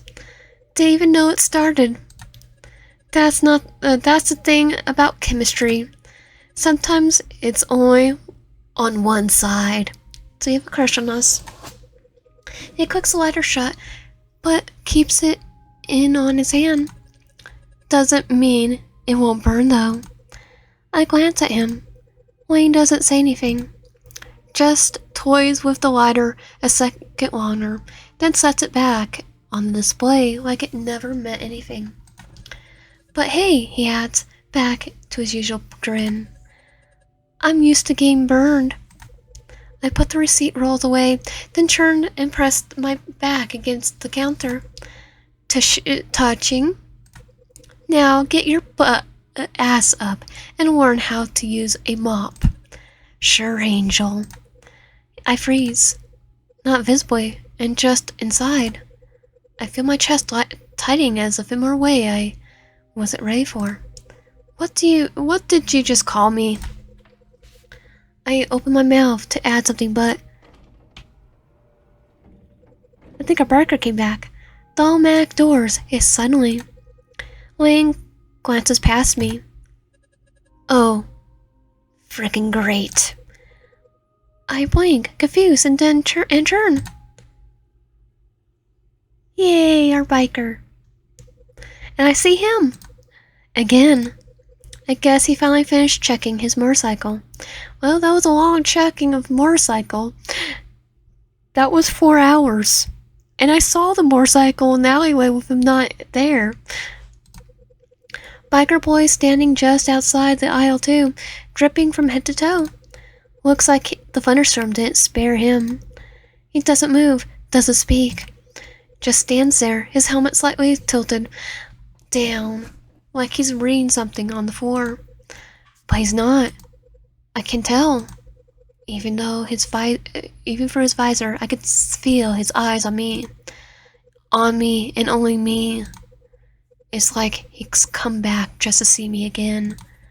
Weirdo's back. He's not weird. He's my boyfriend. I shoot him a look.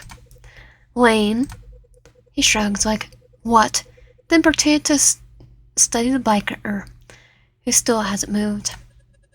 Your name, he scoffs, glancing at me with a dumb grin.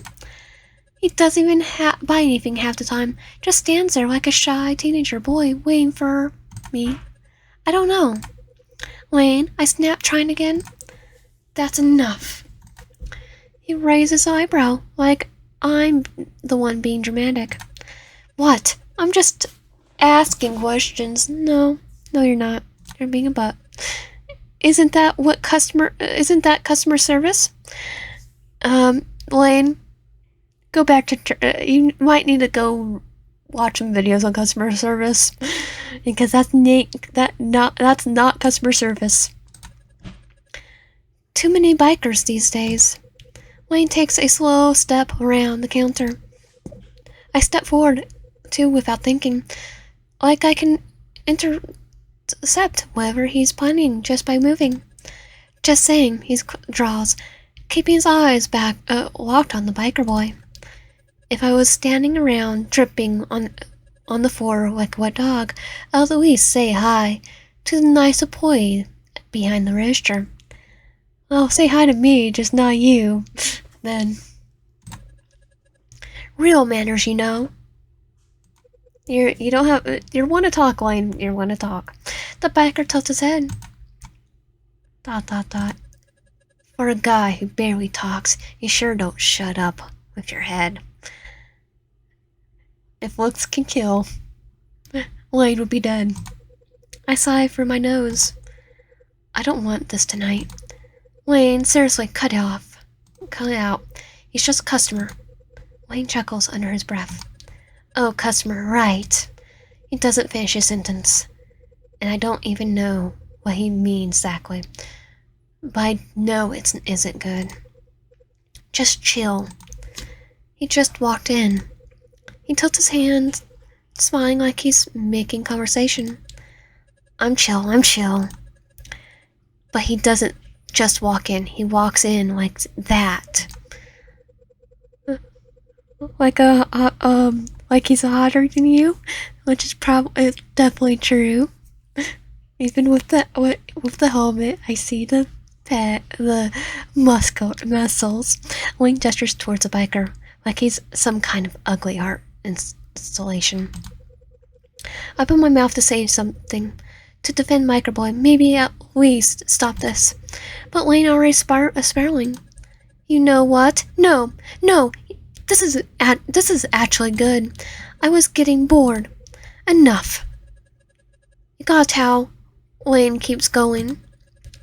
Or are you gonna plan on tracking water over the floor so she has to clean it, and you get to watch like a creep? Lane, I'm surprised Ronnie Joe has not fired you. I'm not a creep.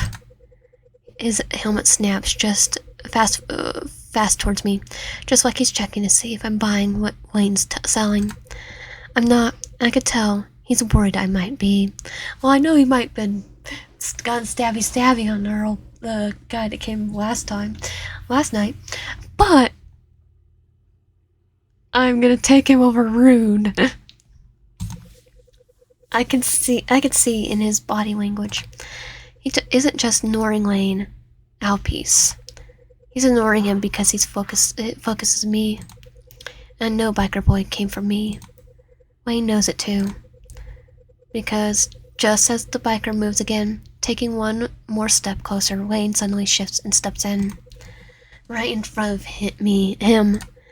Close enough that their chests barely brush.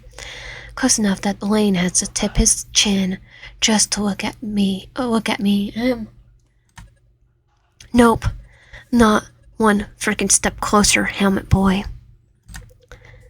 The height difference hits me all at once. Lane's not short. He's taller than me by a lot. Next to biker boy, he's really small. Everyone's taller than me though. I'll say he's like 5'8", 5'9". He's 6 foot 4. But he doesn't back off. And me, I'm stuck in the middle.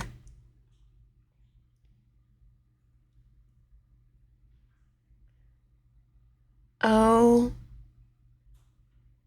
Here's a fight going on. ... Biker boy doesn't look like he's here for a fight. It's more like he wanted to get closer to me.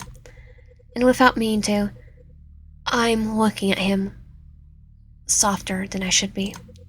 As if to ease the tension, he lifts a hand and waves at me. Just a few shy fingers, like he's only ever seen other people do it in movies, and he's not sure if it's dumb. It's not dumb. It's sweet. Hi again. Something flips in my stomach. I don't even know why. It's like he said again on purpose to show me he remembered earlier, and that actually meant something to him. Lane reacts before I can. Ridiculous, he mutters under his breath. Biker boy lowers his hand. What is it? What is it you think she magically fall for you because you helped committing property damage? Okay, Lane, you need to go. Oh, hide the body. Lane, what the heck is... what the heck are you? Relax, pretty. This is just a question. Lane, I'm gonna... 2025 called. It was 2009. I'm gonna beat your butt. Kick your butt for saying that. I just came to make sure you're okay. Lane lets out the sharp, mocking laugh before I can thank him again. And how you did. I just came to make sure you're okay. Lane lets out the sharp, mocking laugh before I can even thank him again. And now you did. Congrats. Screw off. Lane, I'm recording. I'm gonna be the one recording with my phone. Lane needs to kinda get fired. I'm not here to fight you. You already are. And right now, I feel like my record for dumbest thing done in this store is in serious danger. Oh no, I'm pretty sure you've gone a lot of dumb things. Look at our ratings. I feel like I've caught between someone who won't shut up and someone who won't speak. I also don't know which one feels worse. ... Probably Lane. I take a slow, long breath, already feeling the migraine forming behind my eyes. Come on, guys, please, not... What?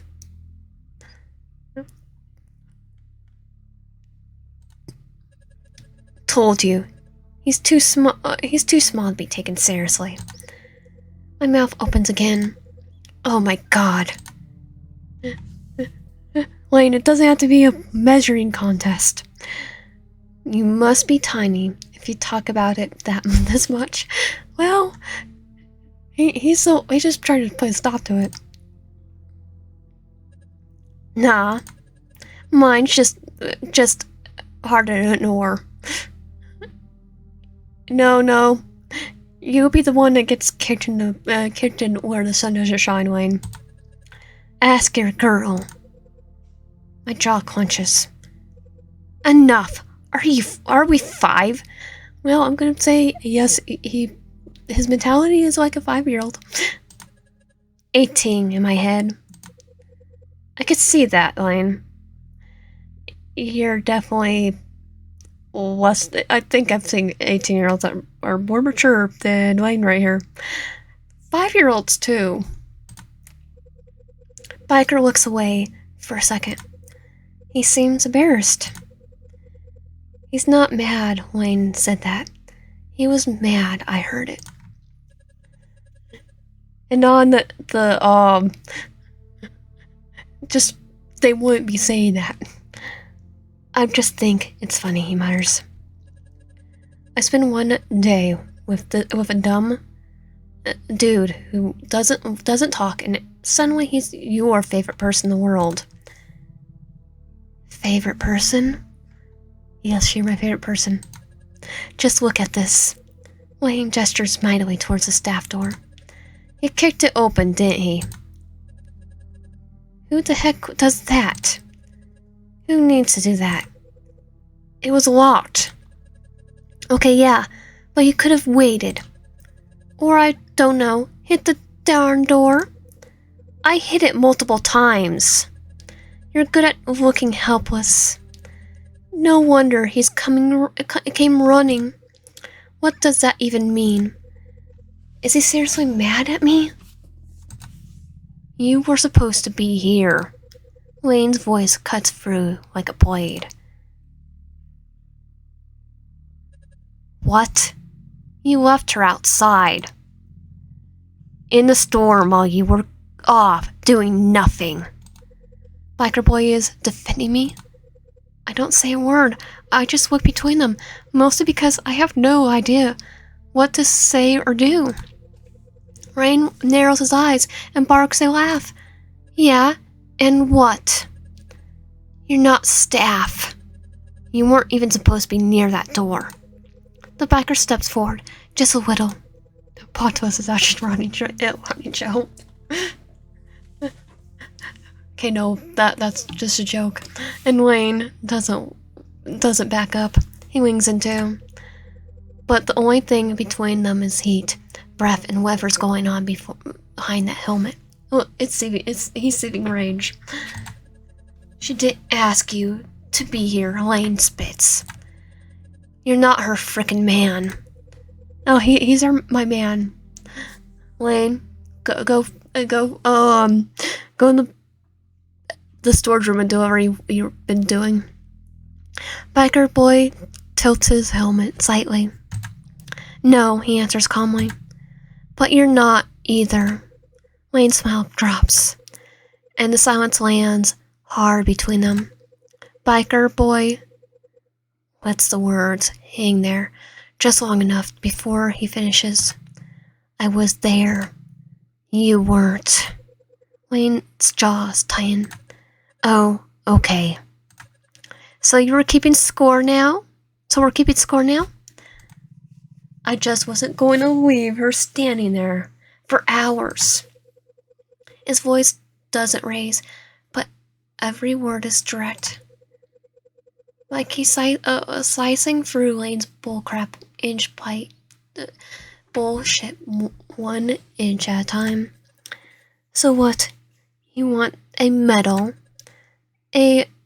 No, Lane.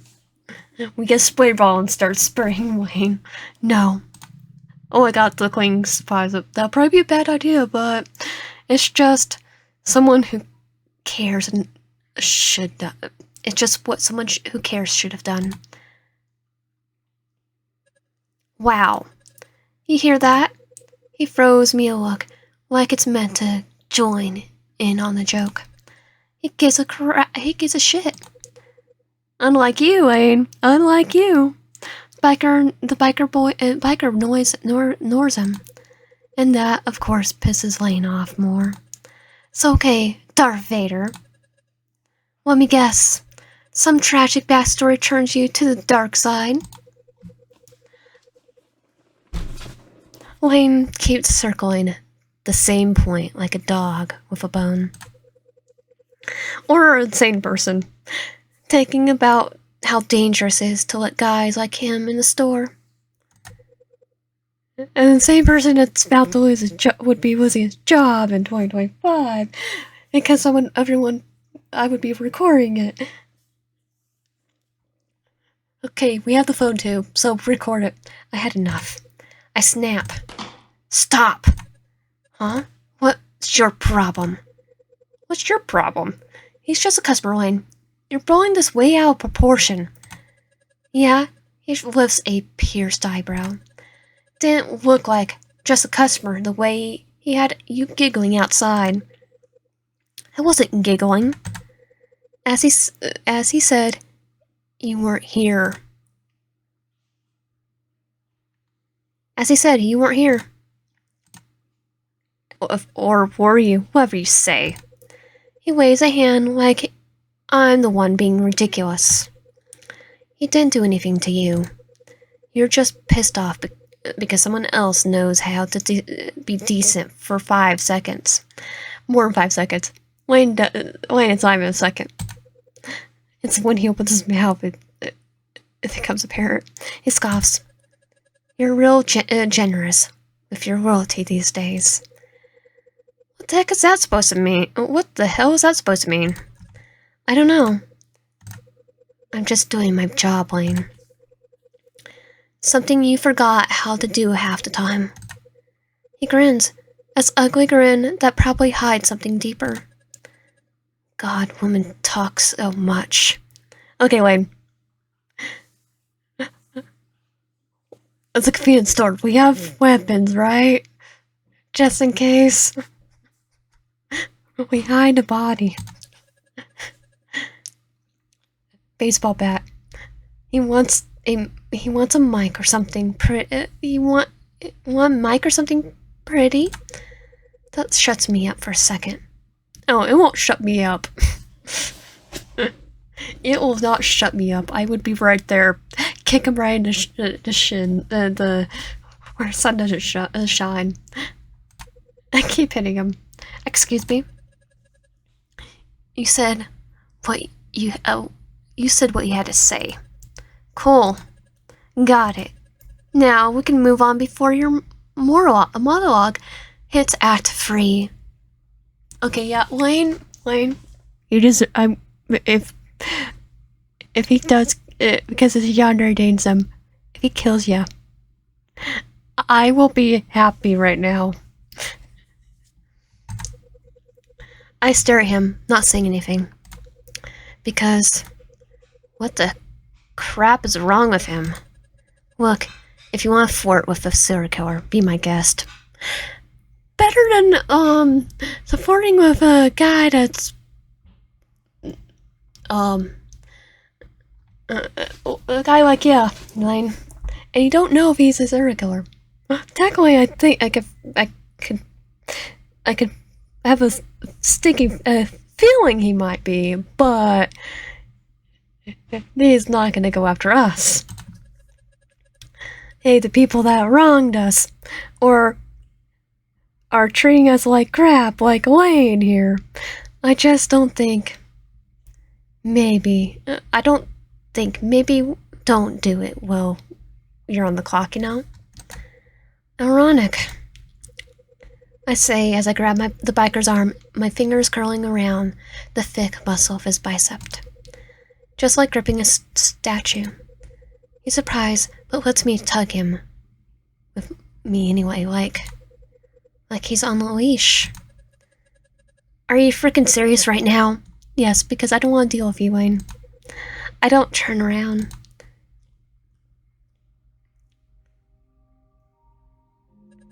Whatever. I gripped the biker boy's arm like a little tighter. For Rain's benefit. And maybe a little for mine. Have fun. Hopes he knows how to...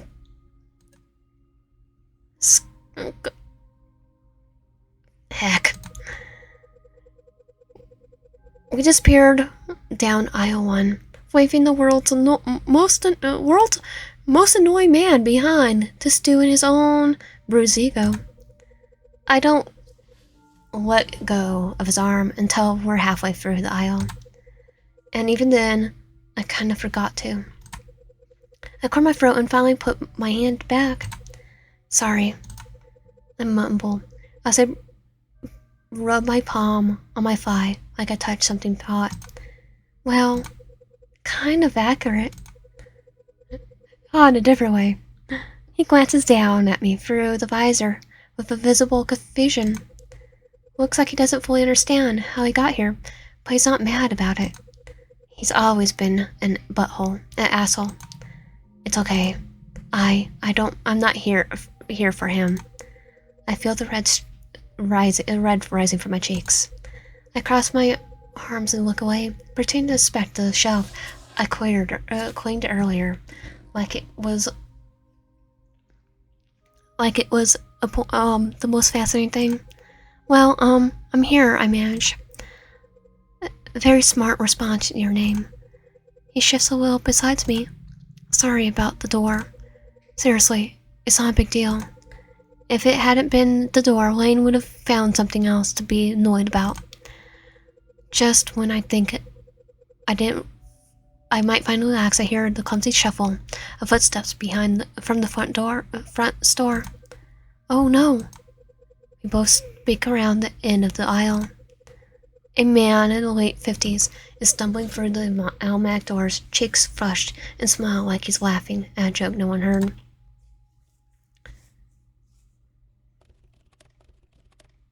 Yeah, okay. He yells, pointing his finger at nothing. I love this place. This freaking place right here. Best snacks in the country, swear to God. The biker just watches the drunk man with a quiet indifference. Hey, the man calls again. Do you guys still have those little pink donuts? My wife hates them.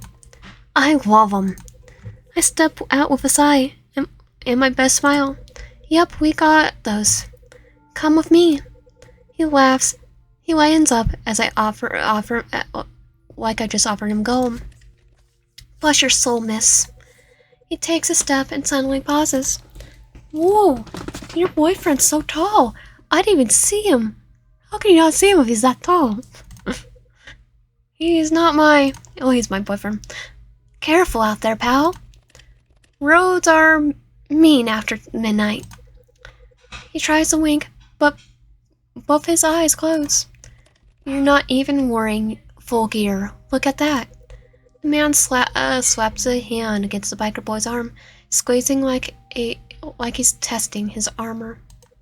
The biker doesn't even move, just stares down at the drunk. Okay, sir, come on. Yeah, rock and roll. Rock and roll, dude.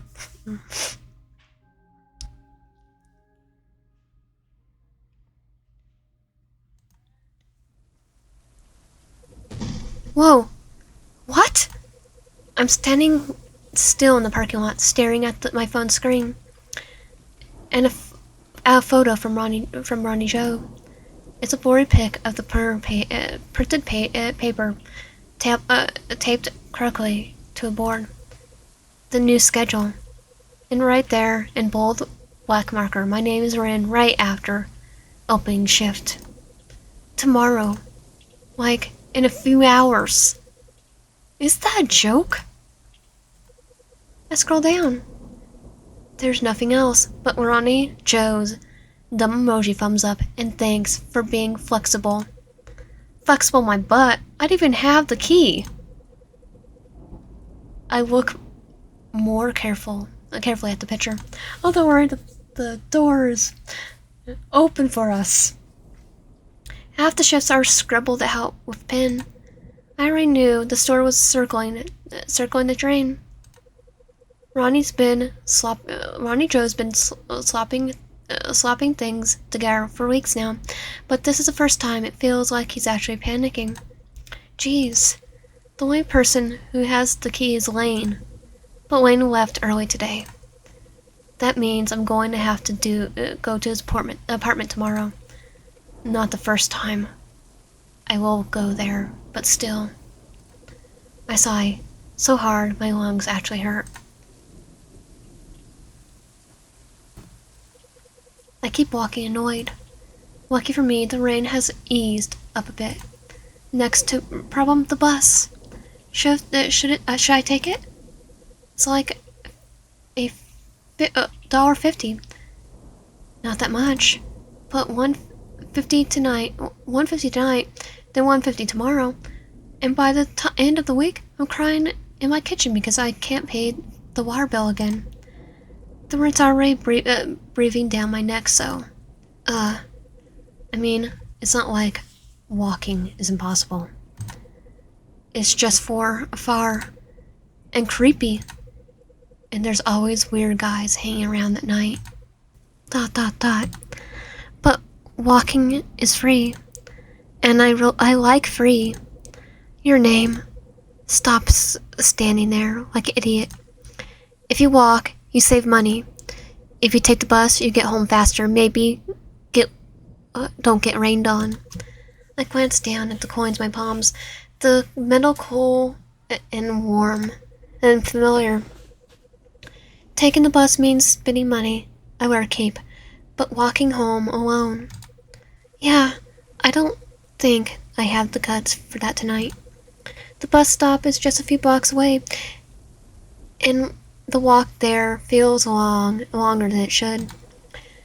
Every shadow stretches like monsters, and the sound of my footsteps seems longer than normal. Probably because there's absolutely no one here except for me in the rain. By the time I reach the empty station, I'm already on one bad vibe away from meltdown. Of course, there's no one else waiting. I don't really know if it's a good thing or a bad thing. I take off my soaking wet hoodie. I will not be sick tomorrow. I glance at the cold metal bench, shifting uncomfortably, and check the schedule. 10 minutes until the next bus. I don't like waiting here alone. I don't think I ever will. Not because something always happens, but because once was enough. Okay, what time does it open? Because it's 6:30 when it closes. I would have stayed there. I take a deep breath, still cold and still ringing.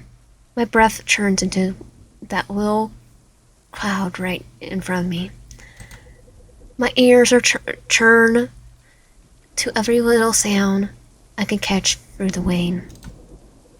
The wind, the weird clicking of the construction site across the street, the car rolling too slow.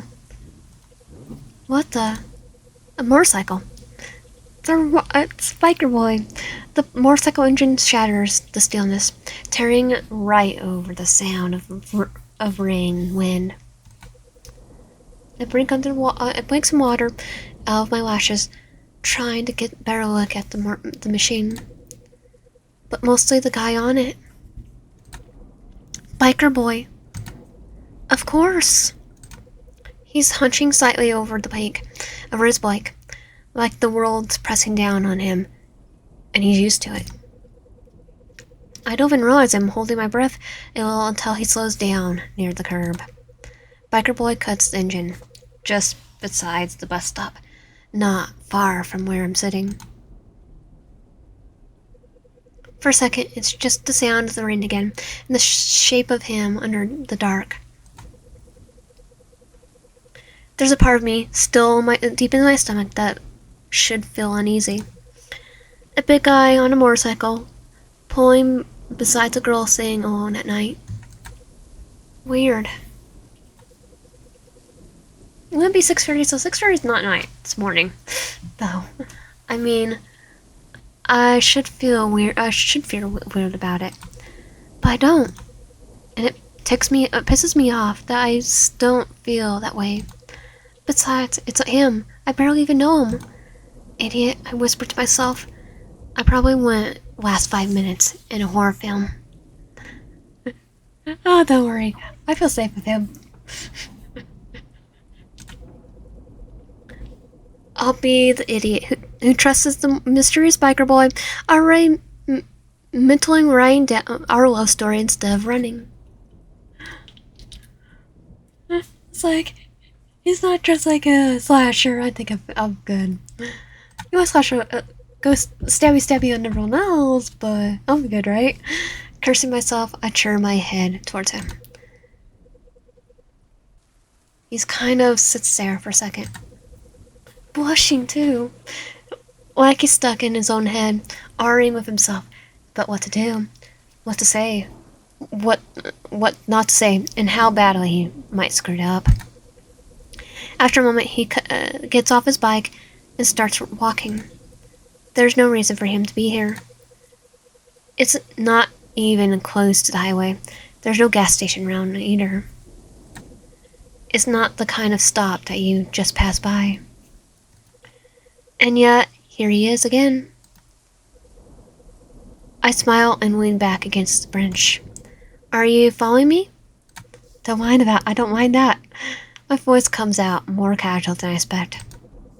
He freezes curly off guard by me speaking first. He boots scratches dirt, like he's already rewriting the whole scenario in his head. And from what I could see, he thinks it's not going well. Cute. After a beating, he starts walking again towards the shelter, but stays just outside of it. Like there's a visible line between us, and he's not sure he's allowed to cross it. His helmet tilts towards the bus schedule, like it's the most interesting thing in the world. The bus isn't here yet. He nods. It might be late. Wait, did you do something to the bus driver? That makes me glance at him. Rain and all. Oh yeah, of course. It's such a simple thing to say, but he sounds like he was worried I'm stuck here. I'll be stuck here. Like he came here only because he figured I'll be stuck here. I scoot over a little on the bench, tapping an empty spot beside me with my palm. You could sit, you know. He hesitates. It's not like he doesn't want to. I can't tell if it's the only thing he wants. But something holding him back, like he's scared, is not okay to want it. Still, after a few seconds, he sits. Not close, but not across the plant either. Maybe 2 whole feet between us. Wait, is that McDonald's? Yeah, it's McDonald's. It's weirdly more intimate than if we were closer.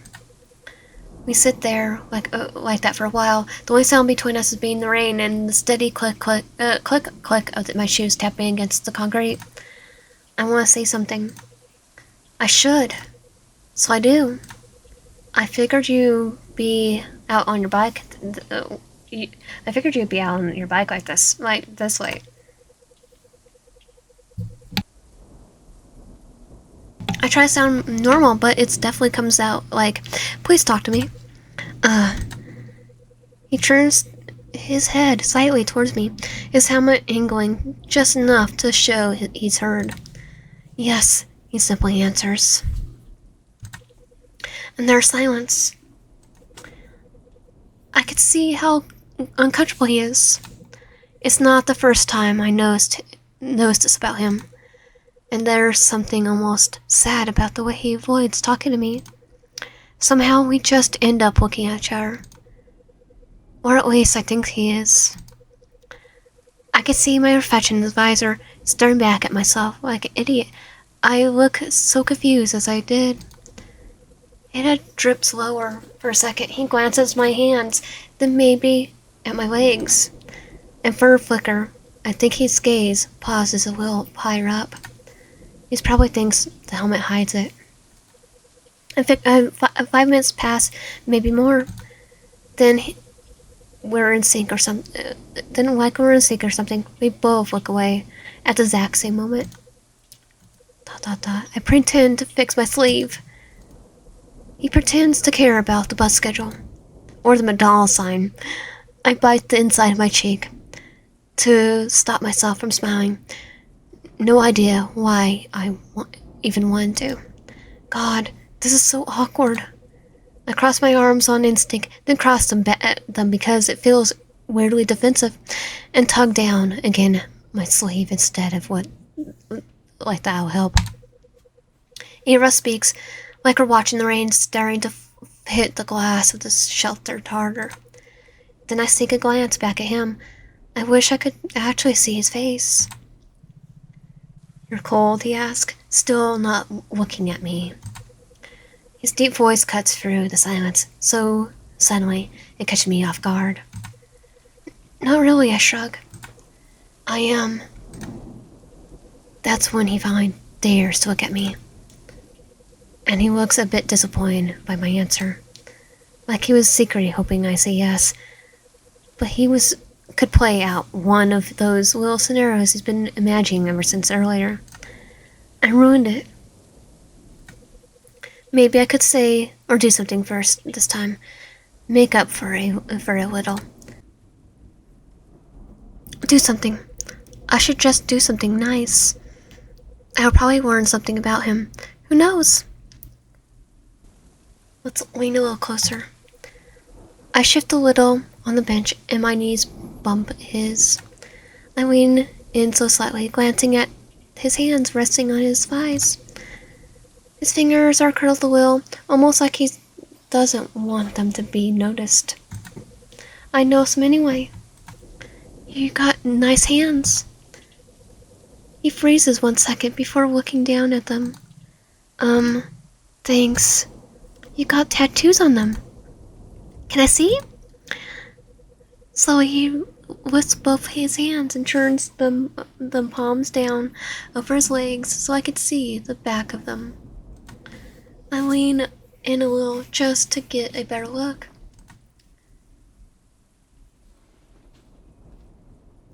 Aw.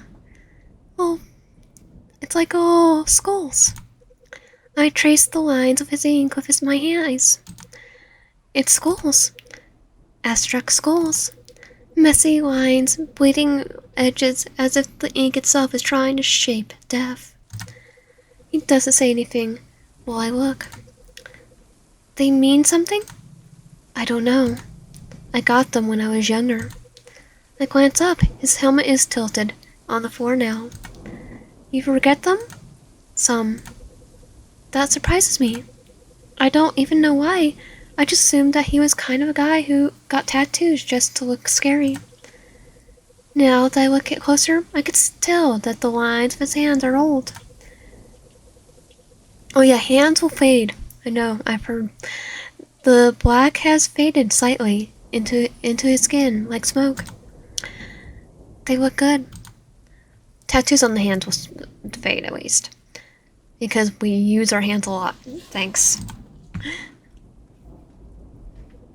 A gust of wind blows through the station, and I shift closer without thinking. Our shoulders brush, making me glance at his arm. So, where else do you think it have ink? I smile. That's a secret? No, just he rubs the back of his neck with the heel of his hand and his heel of one hand. I got some on my jawline. I nod, even though I'd never seen them. His helmet and that mask under always covers the part of his face. And my back. Well, where else? Whoa, my abs. Figured. I freeze. He freezes. I try not to retract, but react, but the part of me that's suddenly aware of how close we are. Oh! He clears his throat and looks away fast. It's kind of adorable. For a guy with skulls inked with his skin on his skin into skin, he does fluster like a teenager. I hope I get to see him. His head snaps towards me so fast I could hear the crack of his helmet. What? The one? The one below my abs? Yes. All of them, though. I blink. My face goes hot in less than a second. What? I laugh from panic. I meant the ones on your neck, or your jawline. Actually, all of them. I burn my face, my hands, and groan. Oh, I wish you could see them too. I see the bus coming from the way down this road. A pair of soft yellow headlights swimming through the rain. I sigh a little and stand up, brushing off the back of my jeans and making sure my coins are still in my pocket. It's not for now. Behind me, I hear the crack of the bench. Biker boy stands too. I glance over. Just off Halbert. He's already looking towards the road, then at me, then quickly away again. The bus pulls up with a little hiss. I already see the shadows of some tired passengers inside. I pull out my coins, ready halfway, stepping towards the door. Creaks open. Well, I mumble without really looking at him. I guess that's for me. See you. I take another step towards the curb. But that's when I feel something warm close behind my wrist. Enough to make me stop. Wait. I freeze. And look back. Can offer us a ride? Biker boy stands close now. His visor reflects the bus light, painting eerily faces of the flicker and fade. Does it trust the bus driver? Yeah? I could take you. Why, on my bike? Why do you offer me first time? Look down at my hand. I'm not sure if he realizes how he's slowly sliding his thumb across my palm now. Like it calms him down, and it helps him think. For touch. If you want. It's not far, and I just thought, how do you know where we live? I just thought, that bus, sometimes there's weird people on it. I smile. You're saying you're the normal one? No, I mean yes. Yes? I feel his fingers gently twisting and playing with mine, like a kid trying not to be nervous. I laugh and let him do it, without really knowing why. He mumbles again. It'll be faster, too. I take a look behind him, at his motorcycle parked just a few feet from us. Then the rain is sliding off the seat. There's also a soft puddle under the wheels. But we'll still be in the rain. It's not like you have a truck or a car. Oh. That's right. Silence. He's still fidgeting with my fingers. Maybe he thought trying to find something to respond with. Something clever or convincing. But nothing comes out. Instead, he thumbs press gently into my palm. Just once. A small gesture that says, please stay. Unlocked. Go with him. I glance at the bus. The driver exhales loudly through his nose, watching us lazily with a look that must say, are you getting on or what? I met his eyes through the open door, then I shake my head. I think we're gonna save our money. We're gonna go for Yandere. He throws his hands up like I'm ruining his tired night. I really is wasting my time, he mutters, just barely audible, through the hiss of the doors. The bus pulls off, tires dragging through the wet asphalt. And just like that, it's gone. And and it's again the two of us. Again, just the two of us. I turn back. Biker Boy still hasn't let go of my hand, but now he's completely frozen. Almost like he doesn't believe what just happened. He lifts his hand slowly. High enough that our hands hover into the air between us together. I'm so happy. I glance up at him and blink. His voice is a little deeper than usual, and I know right away he means it. Really, really means it. Just don't go too fast, okay? I've never been on a bike before, I admit, a little too embarrassed. Like ever. I'll be chow. You sure? I raise a brow. You look like you've kind of guy who goes nightly on empty roads. No. I'll go faster than that on empty roads. That makes me laugh as a real laugh from the chest. That's reassuring. He shyly lowers our hands like he's afraid to drop something fragile. There's just a bit of silence. The rain keeps tapping the ground around us. You like bikes that much? Yes. Why? The thrill. Because of someone I knew. Oh. He starts walking, not ahead of me, but with me, pulling me gently along towards his bike like I'm some kind of princess. And he's our knight in shiny bike? Or shiny armor? Shiny helmet? As we've reached the bike, he finally lets go of my hand and unhook something from the back. Another helmet.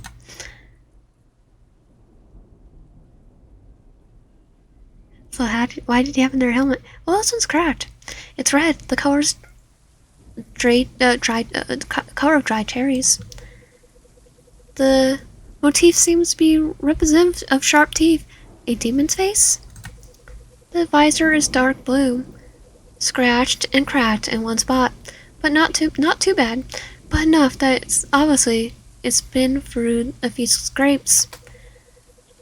There's a small dent near the top, like it's been dropped before, or maybe thrown.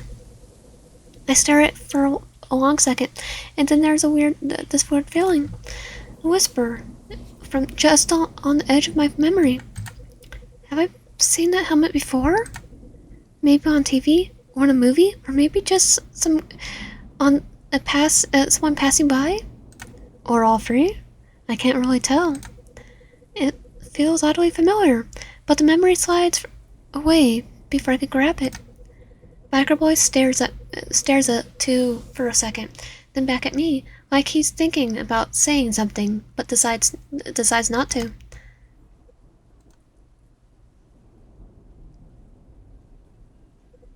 Wait, does he always carry a second helmet? Just for us? Or did he bring it just in case I said yes? I mean, maybe it makes sense. He's offered the ride. He brought an extra helmet, almost feels like a plan. But maybe he gives people rides all the time. Maybe it's not about me at all. Oh, it's about us. Lion, your name? You want to be about you? I'm just saying it doesn't suit me. It suit him. I hate how my brain runs like this. It's kind of broken. I glance at the visor. The crack is definitely there. Maybe we shouldn't use this one. It's safer if you take mine. I shake my head. No, it's okay, I say, reaching out and touching the smooth red shell. Wait, yes, so I could see his face. I grab it and I feel the weight of it. It's a little heavier than I expected. You said you weren't fast anyway, so I can take the red one. Yes, don't worry. I've never crashed. For some reason, I believe him. Because he says it like it's true. Well, if you lie enough, you sound like a truth. Because he says it like it's true. And also because he looks like it's true. He looks like it's true too. Besides, you wouldn't want me to see your face anyway, I add with a small smile. Hmm. I slide the helmet into my head, careful with the crack visor. It kind of smells like him. He steps closer. Can I? That helmet's annoying to put on. I nod. I never worn a bike helmet before. Well, other than a bike helmet for more a bicycle. I never wore a bike helmet before, so I don't really know what to expect. I head over, and he moves it close, carefully lifting it and hovering it slowly over my head. For me, I actually been on a motorcycle. There's actually a picture of my dad on a motorcycle with me, so I was a baby. Other than that, no, not voluntary. I was too young to say no. I don't want to be on it. It brushes my ears as it goes on, and then it rests there, not fully scared yet. He reaches under my chin, making me look up at him, or at least look at the black void for where his face should be. I'll watch my own reflection in the visor, wondering what really is under there. What color are his eyes? Does he have scars? Piercings? Or is he just some normal dude hiding behind all the plastic and glass? Have we met before? He freezes for half a second, then goes back to fiddling with the chin straps. No, we haven't. We don't. We didn't. I feel his hands, but right now they move like he's never fastened one in his life. Yeah, I don't know what to answer. I don't know what answer I expected anyway. Maybe the helmet is annoying. I'm just distracted by us. I blink up at him, still tilting back with the helmet half clipped. By what? He lowers his head slowly. His visor is lined up exactly where I really don't want to be. Oh my God. Our breast. Was he? Probably. Was he looking at my breast the whole time? I feel my face go hot under the helmet, trapped in this awkward bubble between us where I can't even step back because his hands are still right there. He's tall, I'm short. He's trying to clip something under my chin. Where else is he gonna end up looking? Boys will be boys, I guess. Just when I open my mouth to say something, click. The chin strap finally snaps into place. There, he smutters before stepping back. As my fingers brush over the smooth plastic, I shove that awkward moment out of my head. It's not like was being creepy. No, so no point making this even weirder than it already is. I look over at him. He's already walking back to the bike like nothing happened, swirling a leg over the seat like nothing. He settles on it, pulling on a thick black gauze before slouching over the gas tank. I guess it's my turn. I walk up next to it. Then the thing's huge. Wow, bigger than I thought up close. We just saw it a little while ago. But I guess if you're that tall, that's what fits. I put one foot on the peg and try to swing my leg over. I make it halfway, and then I don't. My boot slips, and I lose my balance for a second, stumbling back onto the pavement like an idiot. Definitely not beginner friendly. Okay, I say, trying to save face. Your bike is too huge. He watches me to see if I try again. Yeah. Wait. I squint him, tilting my head. Did you say she? He puts a hand on his visor like he knows how dumb it sounds, but can't lie about it. Yeah. I blink. You named your bike? Scarlet.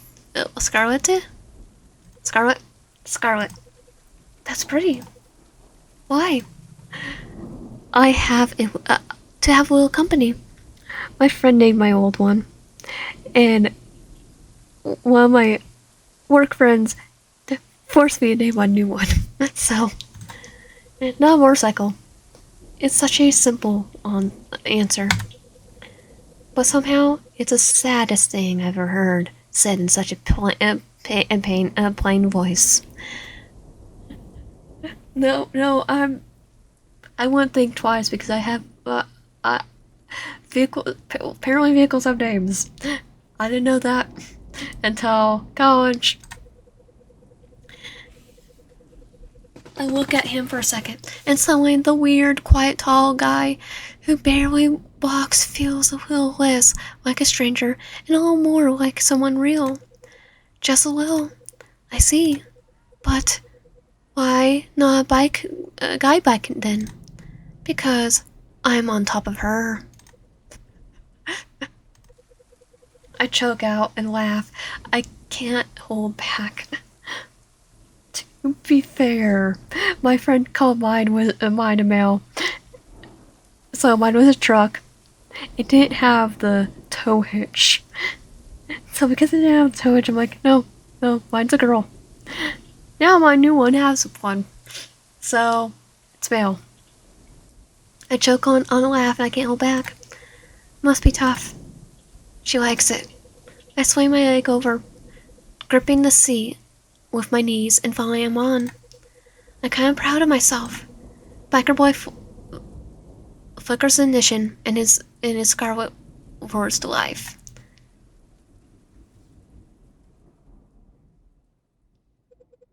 I take a breath.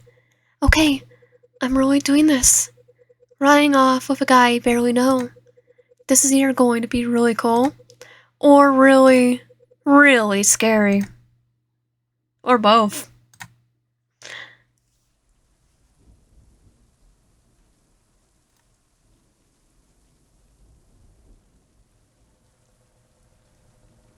I like how it is. The first ride of your life, or the second, I don't remember. Your reflection in the puddles is crooked. So is his. You're just behind him, clinging to him like your life depends on it. You're probably afraid of falling, even though he said he won't go too fast. For someone like him, he seems a little nervous being that close to you. Are you gonna have the option to put your hands lower and not expect me to press it? Put your hands lower.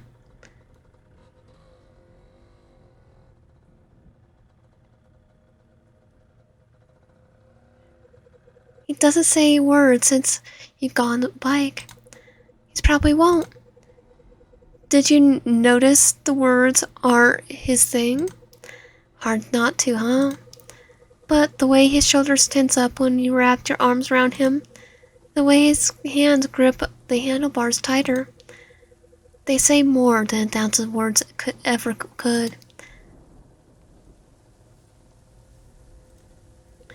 He rides fast, but not reckless. Not tonight. And certainly not for himself. He doesn't know how to care about that. What he does know is that he cares about you. Does he ride faster when he's alone? If I could hear him from that far away, yes, probably. Fast enough that the lines blur. Fast enough that the wind bites. Fast enough that if he crashed, he wouldn't get back up.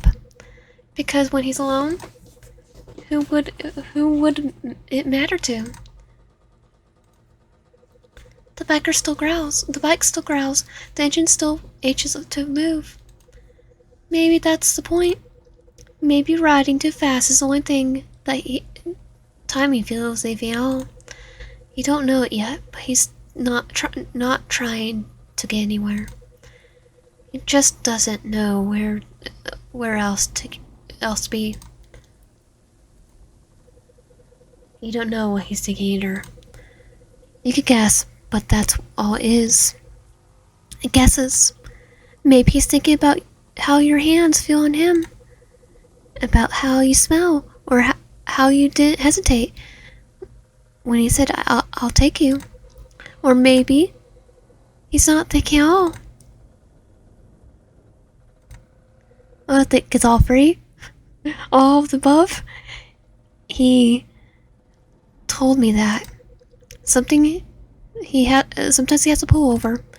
Not because he's tired, because his eyes are full of things that aren't always what's in front of him.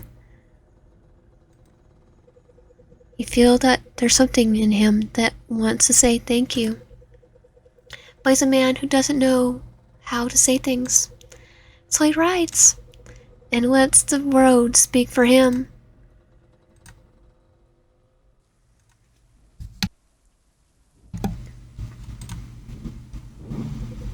The engine dies with a loud rumble, leaving us in the sudden quiet of my street.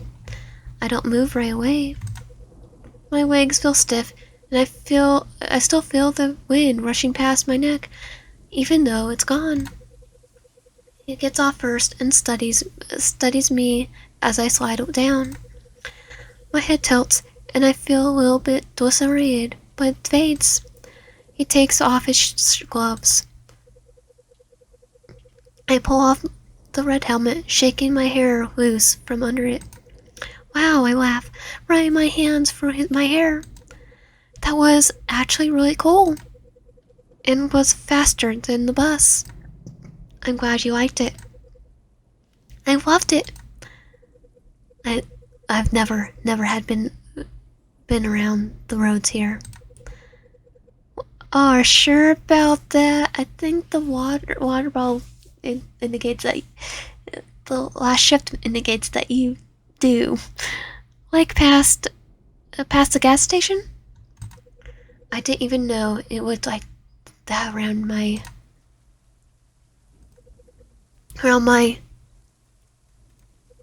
I feel like a chill from my clothes around my building.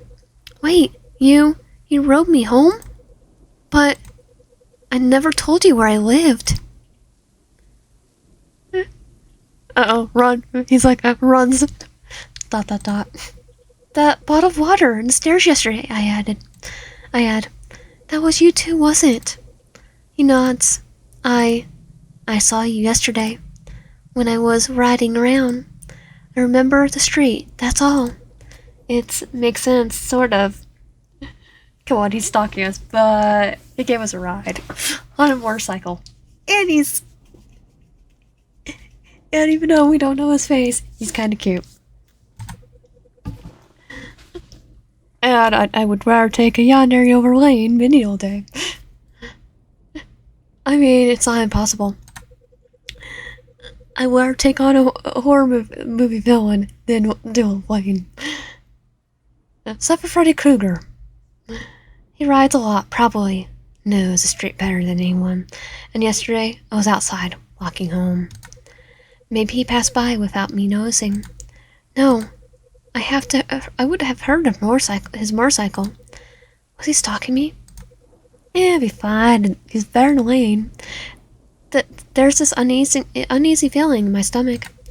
You just happened to see me? Yeah. Is that true? I mean, if he really wanted to be creepy, he had his choice. His chance. Maybe I'm overthinking it. Maybe. I'd give him a look somewhere between grateful and suspicious, and force a small laugh.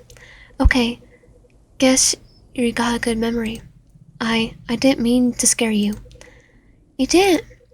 I mean, yeah, you didn't. Uh-oh, dread. Crap. Can I, do a do-over? Can I get your number? My stomach flutters. like I'm 15 again, and a guy just passed me in class. He wants my number. I took some hair behind my ear, trying to hide a smile, tugging at my lips. Sure, I'm gonna write my stalker my phone number. You want my apartment address too?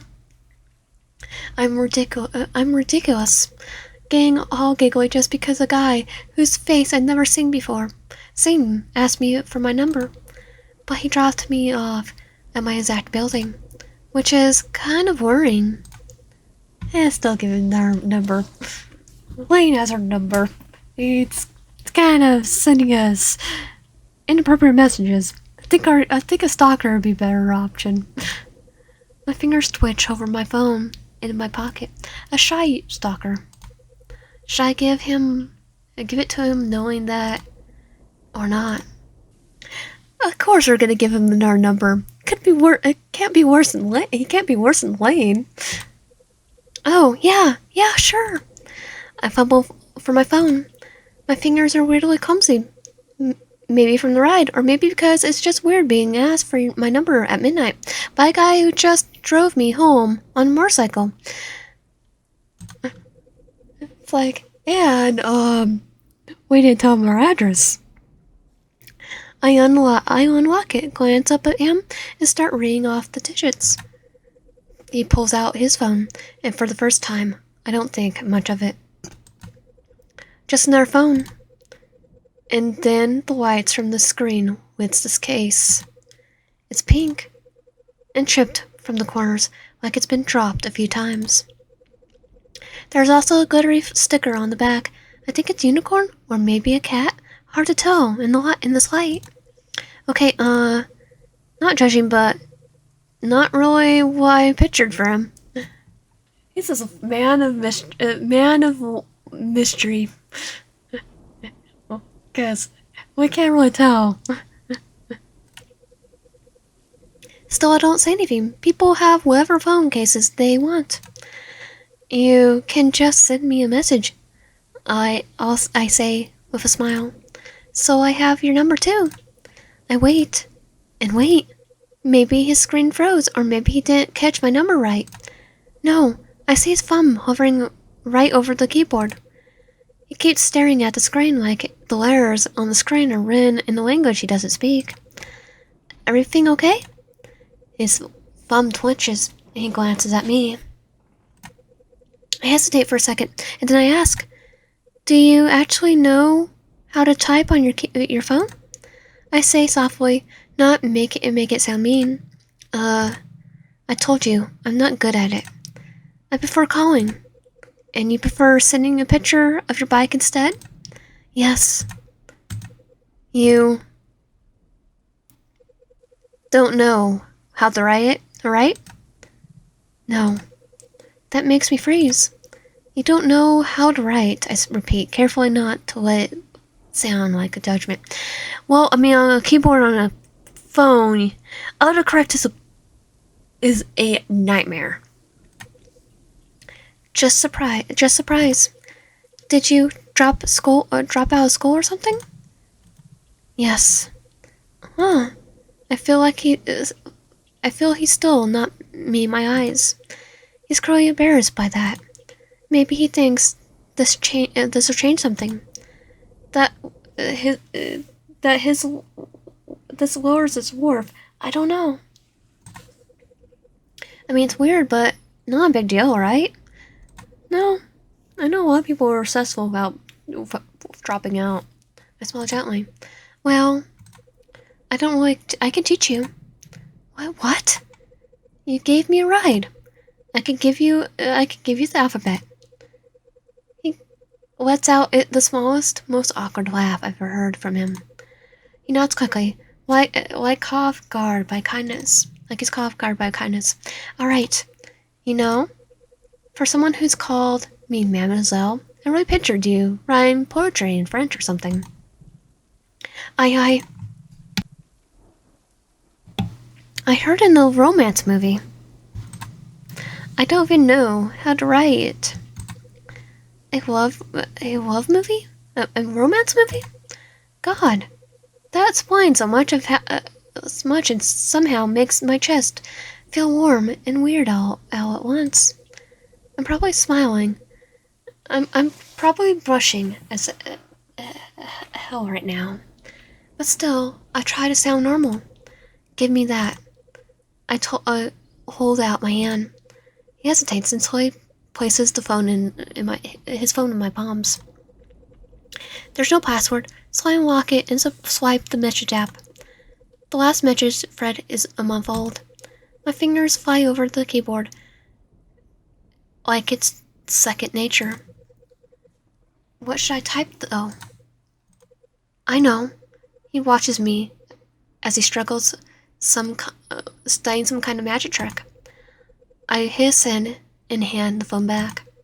Now he texted me. He looks down at the screen, and I see the faint glow of the message reflected in the dark visor. BB, short for biker boy. It suits him honestly. Something clicks in my brain. A second too late. It sounds like baby. I poured out. I was already blushing, but now I just made things worse. Sorry.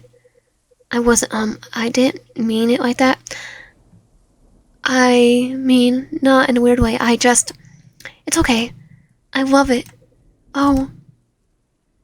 Wait. He clears his throat before typing something. Another 1 second. I receive a message on my phone. It says WZ. What's that? Want a zone? It's like hang out, ride, waste time, to care. I look up at him. Want a zone? I repeat. Then smile. So that's your code. He nods. All right, BB. See you next time. So next time you want to hang out, just text me YZ. He laughs his helmet. He lowers his helmet and types again. I laugh under my breath. You didn't even wait. That was fast. Yes. He steps back and swings a leg over. Scarlet settles into the seat like a part of him. I step back too, arms folded, watching him. Night, BB. Night. He tilts his head towards me right before lighting off, swallowed by the night. And then I stand there, alone in the sidewalk, and no longer, smiling like an idiot. I'm already thinking about when he'll send me a text. Still sweeter than Dwayne, even if he's stalking us.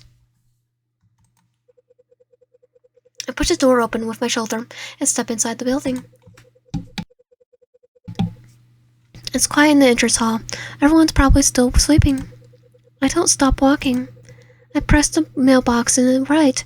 Mine is probably stuffed again. Bills, reminders, maybe something with my name written on it, which would be worse. I pretend I don't see it. The stairwell smells like dust and kind of just clings to the old building like this. I should take the elevator, 15 floors and everything, but I don't. I just don't trust it. I won't either. Crap. The muscles behind my knees are screaming by the time I finally get to my floor. It smells like the leftovers of someone's dinner from a few hours ago. Ugh. I'm so hungry. My keys are already in my hand. I stop in the front of my door and glance towards the lock. What do I even have? Have a pack of instant noodles, some rice, 1 egg, and maybe a can of beans if I don't already eat it. I sigh and start unlocking my door when... Your boyfriend? I freeze. My fingers twitch around my keys, but I don't turn them. I look over my shoulder. Yes, my new boyfriend. She stands right behind me, barefoot on the tile like she does that kind of thing all the time. Her hair is longer than I remember. Glacier, maybe. Or maybe it's just the light. What? She lifts her chin a little and smirk.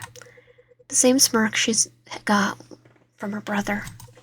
Or maybe he got from her. Doesn't really matter. That big guy with the helmet.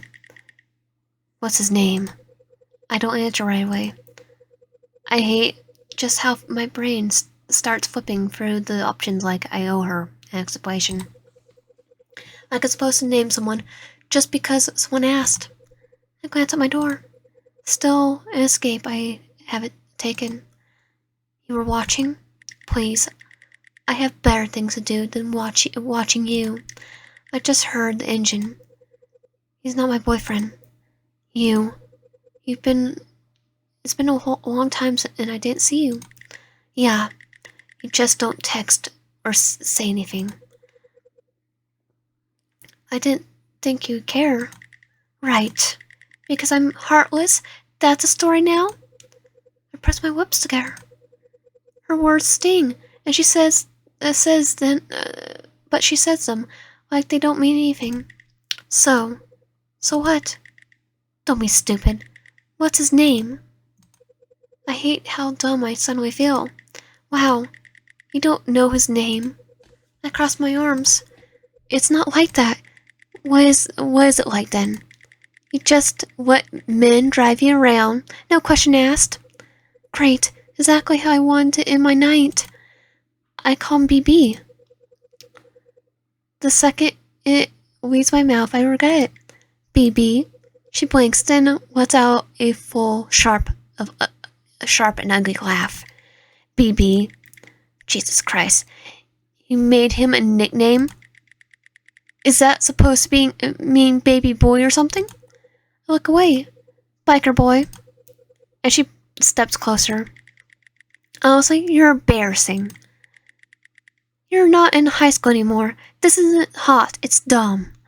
Malia, go back in your room and stop talking. You're letting a stranger drive you around, and you don't even know his name. I know it's dumber, but I better take the biker boy than Lane. Her jaw tightens. My jaw tightens. You think I'm stupid? I think you want something so badly you're willing to ignore what's right in front of you. Are you done? She looks at me.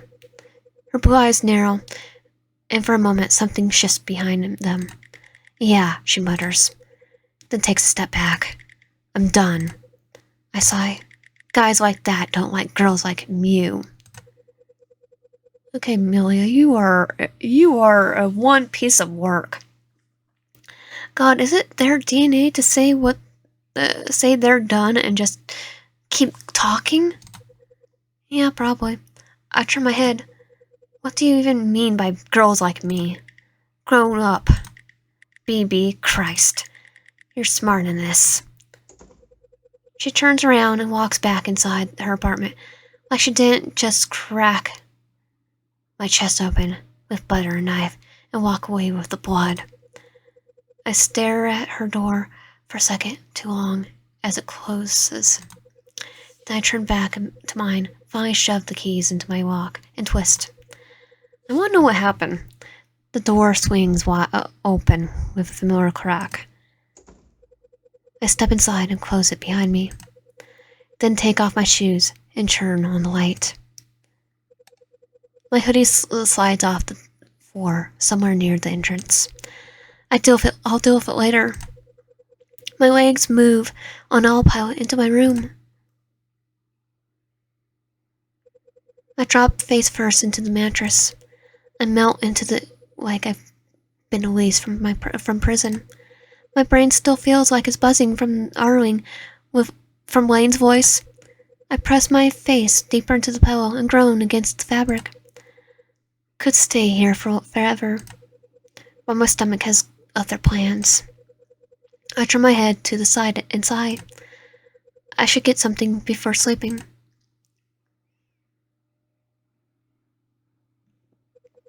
End of shift 2. And that was Big Bad Dogs. If you want my content, please subscribe, like, help out, and comment below. I'll see you guys next time.